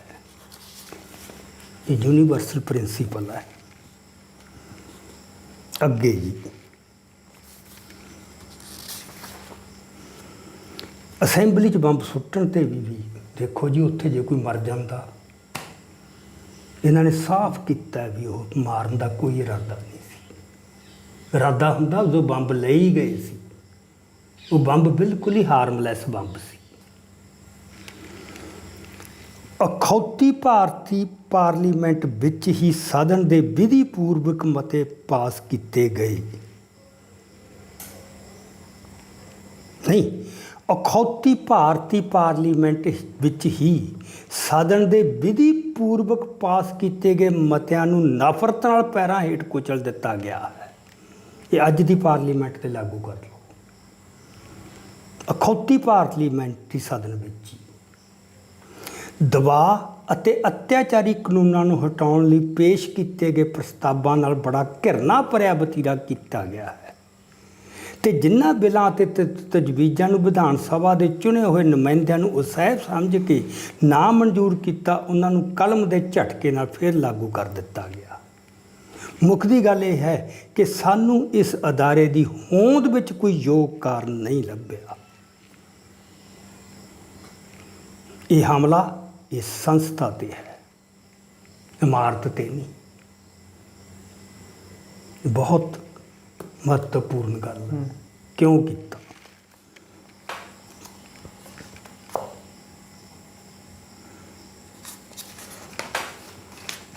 ਫਿਰ ਹਿੰਸਾ ਅਤੇ ਅਹਿੰਸਾ ਦਾ ਮਾਮਲਾ। ਆਓ ਪਹਿਲਾਂ ਹਿੰਸਾ ਅਤੇ ਅਹਿੰਸਾ ਦੇ ਸਵਾਲ ਦਾ ਨਿਰਣਾ ਕਰੀਏ। ਸਾਡੇ ਖਿਆਲ ਵਿੱਚ ਇਹਨਾਂ ਸ਼ਬਦਾਂ ਦੀ ਸਧਾਰਨ ਰੂਪ ਵਿੱਚ ਵਰਤੋਂ ਦੋਹੇ ਪਾਰਟੀਆਂ ਭਾਵ ਕਾਂਗਰਸ ਅਤੇ ਇਨਕਲਾਬੀਆਂ ਨਾਲ ਅਨਿਆਂ ਹੈ, ਕਿਉਂਕਿ ਇਸ ਤਰ੍ਹਾਂ ਇਹ ਸ਼ਬਦ ਕਿਸੇ ਧਿਰ ਦੇ ਆਦਰਸ਼ ਨੂੰ ਨਹੀਂ ਦਰਸਾਉਂਦੇ। ਹਿੰਸਾ ਉਸ ਜ਼ਬਰ ਦਾ ਨਾਂ ਹੈ ਜੋ ਅਨਿਆਂ ਲਈ ਵਰਤੋਂ ਵਿੱਚ ਆਉਂਦਾ ਹੈ, ਪਰ ਇਨਕਲਾਬੀਆਂ ਦਾ ਇਸ ਨਾਲ ਕੋਈ ਵਾਸਤਾ ਨਹੀਂ। ਦੂਜੇ ਬੰਨੇ ਜਿਸ ਨੂੰ ਆਮ ਕਰਕੇ ਅਹਿੰਸਾ ਕਿਹਾ ਜਾਂਦਾ ਹੈ, ਅਸਲ ਵਿੱਚ ਆਤਮਿਕ ਸ਼ਕਤੀ ਦਾ ਸਿਧਾਂਤ ਹੈ, ਜਿਸ ਨੂੰ ਕਿ ਨਿੱਜੀ ਅਤੇ ਕੌਮੀ ਹੱਕਾਂ ਦੀ ਪੂਰਤੀ ਲਈ ਇਸ ਤਰ੍ਹਾਂ ਵਰਤਿਆ ਜਾਂਦਾ ਹੈ ਕਿ ਦੁੱਖ ਤਸੀਹੇ ਝੱਲਦਿਆਂ ਹੋਇਆਂ ਵਿਰੋਧੀ ਨੂੰ ਆਪਣੇ ਵੱਲ ਢਾਲ ਲਿਆ ਜਾਵੇ। ਜਦੋਂ ਇੱਕ ਇਨਕਲਾਬੀ ਆਪਣੇ ਕੁਝ ਹੱਕ ਸਮਝਦਾ ਹੈ, ਉਹ ਇਹਨਾਂ ਦੀ ਮੰਗ ਕਰਦਾ ਹੈ, ਦਲੀਲ ਦਿੰਦਾ ਹੈ, ਆਪਣੀ ਪੂਰੀ ਆਤਮਿਕ ਸ਼ਕਤੀ ਰਾਹੀਂ ਉਸ ਨੂੰ ਹਾਸਲ ਕਰਨ ਦਾ ਯਤਨ ਕਰਦਾ ਹੈ, ਵੱਡੇ ਤੋਂ ਵੱਡੇ ਦੁੱਖ ਤਸੀਹੇ ਝੱਲਦਾ ਹੈ ਅਤੇ ਵੱਡੀ ਤੋਂ ਵੱਡੀ ਕੁਰਬਾਨੀ ਦੇਣ ਲਈ ਤਿਆਰ ਰਹਿੰਦਾ ਹੈ ਅਤੇ ਨਾਲ ਹੀ ਆਪਣੇ ਸਰੀਰਕ ਬਲ ਨੂੰ ਵੀ ਵਰਤਣਾ ਜੁਰਮ ਨਹੀਂ ਸਮਝਦਾ। ਸੋ ਸਵਾਲ ਹਿੰਸਾ ਜਾਂ ਅਹਿੰਸਾ ਦਾ ਨਹੀਂ, ਬਲਕਿ ਇਹ ਹੈ ਕਿ ਕੀ ਅਸੀਂ ਨਿਰੋਲ ਆਤਮਿਕ ਗੱਲ ਦੇ ਸਿਰ 'ਤੇ ਹੀ ਚੱਲਣਾ ਹੈ ਜਾਂ ਇਸ ਦੇ ਨਾਲ ਸਰੀਰਕ ਸ਼ਕਤੀ ਦੀ ਵਰਤੋਂ ਵੀ ਕਰਨੀ ਹੈ। ਮਸਲਾ ਇਹ ਹੈ। ਫਿਰ ਗਾਂਧੀਵਾਦ ਬਾਰੇ ਸਾਨੂੰ ਕਾਂਗਰਸ ਲਹਿਰ ਦੀਆਂ ਸੰਭਾਵਨਾਵਾਂ, ਹਾਰਾਂ ਅਤੇ ਪ੍ਰਾਪਤੀਆਂ ਬਾਰੇ ਕਿਸੇ ਕਿਸਮ ਦਾ ਭਰਮ ਨਹੀਂ ਹੋਣਾ ਚਾਹੀਦਾ। ਇਸ ਲਹਿਰ ਨੂੰ ਜੋ ਅੱਜ ਹੈ ਗਾਂਧੀਵਾਦ ਕਹਿਣਾ ਹੀ ਠੀਕ ਹੈ। ਇਹ ਦਾਅਵੇ ਨਾਲ ਆਜ਼ਾਦੀ ਲਈ ਨਹੀਂ ਖੜਦੀ, ਬਲਕਿ ਹਿੱਸੇਦਾਰੀ ਦੇ ਹੱਕ ਵਿੱਚ ਹੈ। ਪੂਰਨ ਆਜ਼ਾਦੀ ਦੇ ਅਜੀਬ ਅਰਥ ਕੱਢੇ ਜਾ ਰਹੇ ਹਨ। ਇਸ ਦਾ ਤਰੀਕਾ ਅਨੂਠਾ ਹੈ, ਪਰ ਵਿਚਾਰੇ ਲੋਕਾਂ ਦੇ ਲਈ ਕਿਸੇ ਕੰਮ ਦਾ ਨਹੀਂ।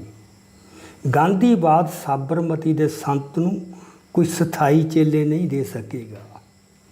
ਇਹ ਇੱਕ ਵਿੱਚ ਵਿਚਾਲੇ ਦੀ ਪਾਰਟੀ ਯਾਨੀ ਲਿਬਰਲ ਰੈਡੀਕਲ ਸੁਮੇਲ ਦਾ ਕੰਮ ਕਰ ਰਹੀ ਹੈ ਤੇ ਕਰਦੀ ਵੀ ਰਹੇਗੀ।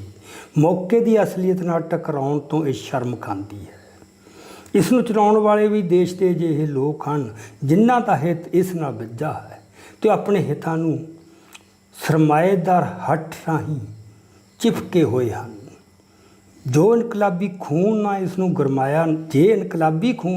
ਗਰਮਾਇਆ ਨਾ ਗਿਆ ਤਾਂ ਇਸ ਦਾ ਗਤੀਹੀਨ ਹੋਣਾ ਲਾਜ਼ਮੀ ਹੈ। ਇਸ ਨੂੰ ਤਾਂ ਇਸ ਦੇ ਦੋਸਤਾਂ ਤੋਂ ਬਚਾਉਣ ਦੀ ਲੋੜ ਹੈ। ਸੋ ਇਹ ਹੈ ਕੁਛ ਉਹਦੇ ਵਿਚਾਰ। ਇੱਕ ਗੱਲ ਬਾਰੇ ਕੋਈ ਰੌਲਾ ਨਹੀਂ ਕਿ ਉਹ ਰਾਸ਼ਟਰਵਾਦ ਦਾ ਪੂਰਨ ਮਦਈ ਪੂਰਾ ਯਕੀਨ ਸੀ। ਮੈਂ ਪਹਿਲਾਂ ਹੀ ਸਾਫ਼ ਕੀਤਾ, ਇਕੱਲਾ ਉਹਦਾ ਨਹੀਂ, ਉਦੋਂ ਇਹ ਬੜਾ ਸਰਬ ਵਿਆਪਕ ਬਣ ਚੁੱਕਿਆ ਸੀ। ਅਤੇ ਅੱਜ ਜਿਹੜੇ ਬੰਦੇ ਇਸ ਆਧਾਰ 'ਤੇ ਮਤਲਬ ਇੱਕ ਹੱਦਾਂ ਤੋਂ ਪਾਰ ਜਾ ਕੇ ਬੋਲਦੇ ਨੇ ਨਾ, ਉਹ ਇਹ ਪੜ੍ਹ ਲੈਣ ਕਿ 1984 ਤੋਂ ਪਹਿਲਾਂ ਸਾਡੇ ਜਿਹੜੇ ਬੜੇ ਵਿਦਵਾਨ ਪਾਰਲੀਮੈਂਟ ਅੰਦਰ ਕੀ ਬੋਲਦੇ ਰਹੇ। ਰਾਸ਼ਟਰਵਾਦ ਬਾਰੇ ਕੋਈ ਚੇਤਨਤਾ ਨਹੀਂ ਸੀ। ਪੂਰਨ ਹਮਾਇਤ ਹੁੰਦੀ ਸੀ ਰਾਸ਼ਟਰਵਾਦ ਦੀ, ਪੋਲੀਟਿਕਸ ਵਿੱਚ ਵੀ ਤੇ ਵਿਦਵਾਨਾਂ ਵੱਲੋਂ ਵੀ। ਇਹ ਤਾਂ 84 ਨੇ ਅੱਖਾਂ ਖੋਲ੍ਹੀਆਂ। ਸੋ ਇਤਿਹਾਸ 'ਚ ਕੁਝ ਘਟਨਾਵਾਂ ਵਾਪਰਦੀਆਂ ਜਿਹੜੀਆਂ ਫਿਰ ਅੱਖਾਂ ਖੋਲ੍ਹਦੀਆਂ। ਉਦੋਂ ਪਹਿਲਾਂ ਕੋਈ ਜਾਂ ਕਿਸੇ ਦੀਆਂ ਕਿਉਂ ਨਹੀਂ ਖੋਲ੍ਹੀਆਂ ਇਹ ਨਹੀਂ ਮਿਹਣਾ ਬਣਦਾ ਹੁੰਦਾ। ਜਿਹੜੀਆਂ ਉਦੋਂ ਬਾਅਦ ਵੀ ਨਹੀਂ ਖੁੱਲ੍ਹੀਆਂ ਮਿਹਣਾ ਉਦੋਂ ਬਣਦਾ ਹੈ। ਸੋ ਇਹ ਸਵਾਲ ਖੱਬਿਆਂ ਨੂੰ ਤੇ ਆਪ ਵਾਲਿਆਂ ਨੂੰ ਹੈ।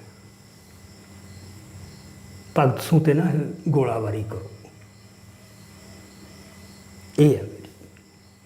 ਸੋ ਇਹ ਜਿਹੜੀਆਂ ਕੁਛ ਕੁ ਗੱਲਾਂ ਨਾ ਮੈਂ ਤਾਂ ਅਜੇ ਨਮੂਨੇ ਮਾਤਰ ਦਿੱਤੀਆਂ।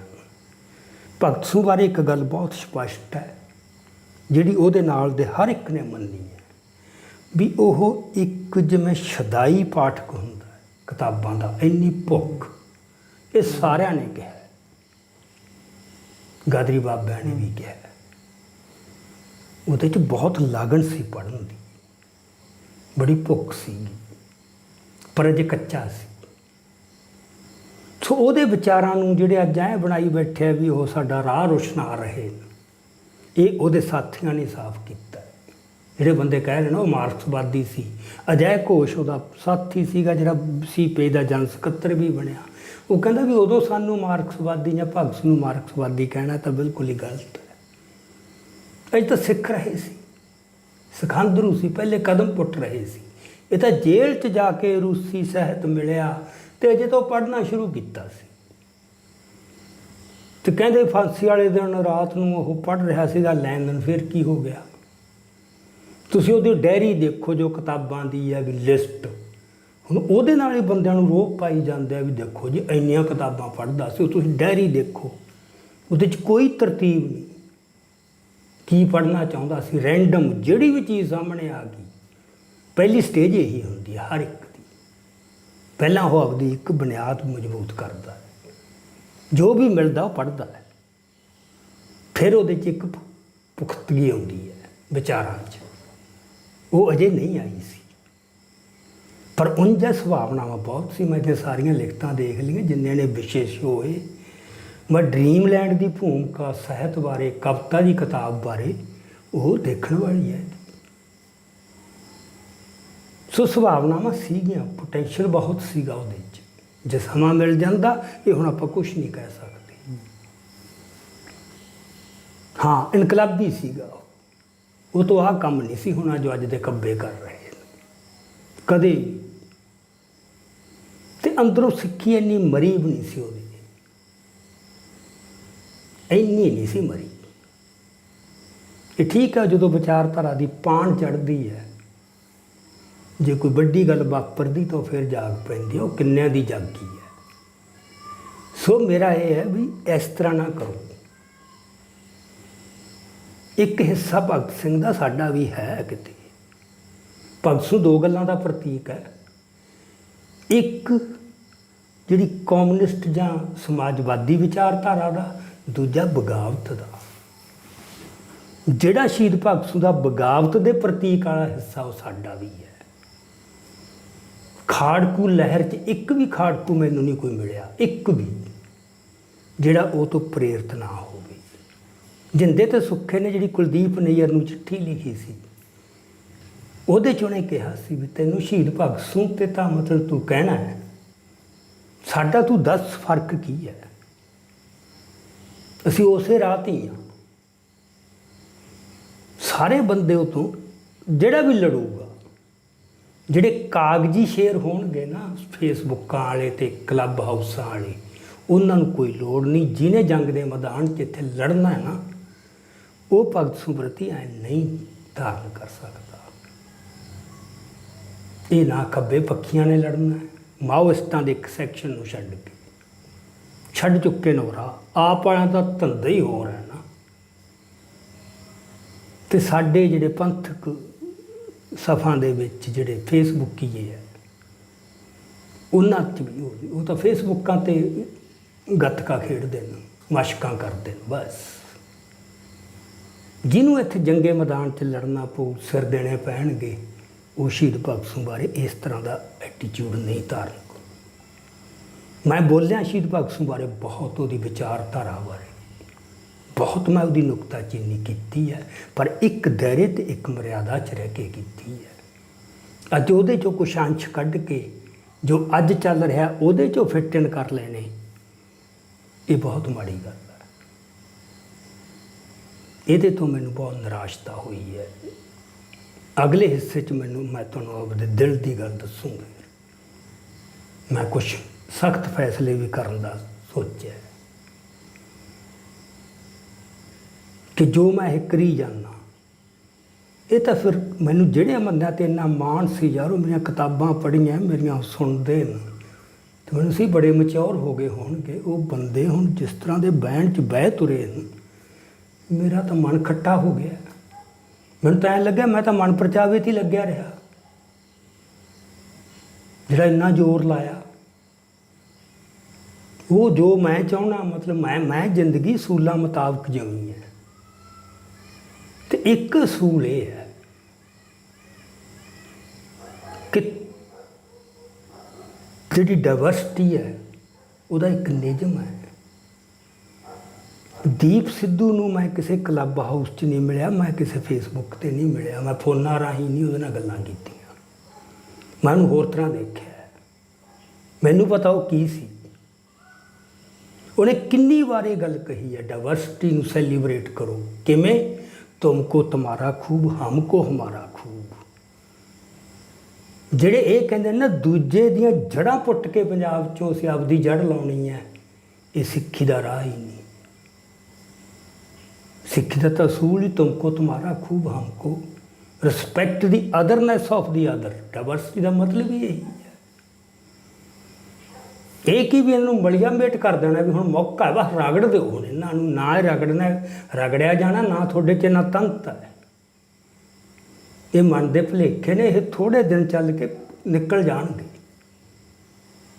ਅਤੇ ਨਾ ਕਦੇ ਸਿੱਖੀ ਦਾ ਇਹ ਕਾਰਜ ਹੈ ਕਿਸੇ ਨੂੰ ਗਿੱਟੇ ਵੱਢ ਕੇ ਉਹਨੂੰ ਨੀਵਾਂ ਕਰਕੇ ਛੋਟਾ ਬਣਾ ਕੇ ਆਪ ਉੱਚਾ ਹੋਵੇ ਕੋਈ। ਇੱਥੇ ਤਾਂ ਬੰਦੇ ਆਪਦੇ ਕਾਰਨਾਮਿਆਂ ਰਾਹੀਂ ਵੱਡੇ ਹੋਏ। ਇੱਕ ਵੀ ਖਾੜਕੂ ਨੇ ਕਿਤੇ ਭਗਤ ਸਿੰਘ ਨੂੰ ਨੀਵਾਂ ਦਿਖਾ ਕੇ ਆਪ ਵੱਡਾ ਨਹੀਂ ਸੀ ਹੋਇਆ, ਉਹ ਆਪਦੇ ਕਰੈਕਟਰ ਦੇ ਜ਼ੋਰ 'ਤੇ ਹੋਏ ਸੀ। ਅਤੇ ਦੀਪ ਸਿੱਧੂ ਬਾਰ-ਬਾਰ ਕਰੈਕਟਰ 'ਤੇ ਜ਼ੋਰ ਦਿੰਦਾ ਸੀਗਾ। ਉਹਦੇ ਅਰਥ ਆ ਸੀਗੇ, ਉਹ ਬਾਰ-ਬਾਰ ਉਹਨੂੰ ਝੋਰਾ ਹੁੰਦਾ ਸੀ ਜੀ ਕਰੈਕਟਰ ਬਹੁਤ ਗਿਰ ਗਿਆ ਬਾਰ-ਬਾਰ। ਇਹ ਅਮਰਦੀਪ ਗਿੱਲ ਤੋਂ ਪੁੱਛ ਲਓ, ਜਿਹਦੇ ਨਾਲ ਉਹ ਬਿਲਕੁਲ ਦਿਲ ਦੀ ਹਰ ਗੱਲ ਖੋਲ੍ਹਦਾ ਸੀ। ਸੋ ਮੇਰਾ ਖਿਆਲ ਅੱਜ ਦੀ ਗੱਲਬਾਤ ਆਪਾਂ ਇੱਥੇ ਖ਼ਤਮ ਕਰੀਏ, ਕਿਉਂਕਿ ਲੰਬੀ ਹੋ ਰਹੀ ਹੈ। ਹੁਣ ਸੈਕਿੰਡ ਪਾਰਟ ਵਿੱਚ ਸਰਦਾਰ ਸਿਮਰਨਜੀਤ ਸਿੰਘ ਮਾਨ ਨੇ ਜੋ ਬੋਲੇ ਨੇ, ਉਹਦੇ 'ਤੇ ਆਪਾਂ ਗੱਲ ਕਰਾਂਗੇ। ਉਹਦੇ ਬਾਰੇ ਮੇਰਾ ਓਪੀਨੀਅਨ ਕੀ ਹੈ। ਸੋ ਸੋ ਇਹ ਸਨ ਸਰਦਾਰ ਅਜਮੇਰ ਸਿੰਘ ਜੀ, ਜਿਨ੍ਹਾਂ ਨੇ ਅੱਜ ਦੀ ਪ੍ਰੋਗਰਾਮ ਸਿਰਫ ਇਸ ਚੀਜ਼ ਦੀ ਵਿਆਖਿਆ ਕੀਤੀ ਵੀ ਜੋ ਵਾਦ ਵਿਵਾਦ ਛਿੜਿਆ ਹੋਇਆ ਹੈ ਪੰਥਕ ਧਿਰਾਂ ਅਤੇ ਖੱਬੇ ਪੰਥੀ ਧਿਰਾਂ ਨੇ, ਅਕਸਰ ਉਹਨਾਂ 'ਚ ਛਿੜ ਜਾਂਦਾ ਹੁੰਦਾ ਹੈ ਅਤੇ ਫਿਰ ਜ਼ਾਹਿਰ ਹੈ ਵੀ ਇਸ 'ਚੋਂ ਕਿਰਦਾਰ ਕੁਸ਼ੀ ਵੀ ਨਿਕਲਦੀ ਹੈ ਅਤੇ ਹੋਰ ਬਹੁਤ ਇੱਕ ਦੂਏ 'ਤੇ ਚਿੱਕੜ ਉਛਾਲਿਆ ਜਾਂਦਾ ਹੈ। ਸੋ ਇਹ ਸਰਦਾਰ ਅਜਮੇਰ ਸਿੰਘ ਜੀ, ਉਹਨਾਂ ਨੇ ਭਗਤ ਸਿੰਘ ਦੀ ਵਿਚਾਰਧਾਰਾ ਨੂੰ ਛੋਹਿਆ ਅਤੇ ਉਹਨਾਂ ਦੀਆਂ ਆਪ ਦੀਆਂ ਲਿਖਤਾਂ 'ਚੋਂ ਹੀ ਮਿਸਾਲਾਂ ਪੇਸ਼ ਕੀਤੀਆਂ। ਇਹਨਾਂ ਵਿਚਾਰਾਂ ਦੀ ਲੜੀ ਨੂੰ ਅਸੀਂ ਅਗਲੇ ਪ੍ਰੋਗਰਾਮ 'ਚ ਜਾਰੀ ਰੱਖਾਂਗੇ। ਉਦੋਂ ਤਾਈਂ ਸਾਨੂੰ ਇਜਾਜ਼ਤ ਬਖਸ਼ੋ। ਵਾਹਿਗੁਰੂ ਜੀ ਕਾ ਖਾਲਸਾ, ਵਾਹਿਗੁਰੂ ਜੀ ਕੀ ਫਤਿਹ।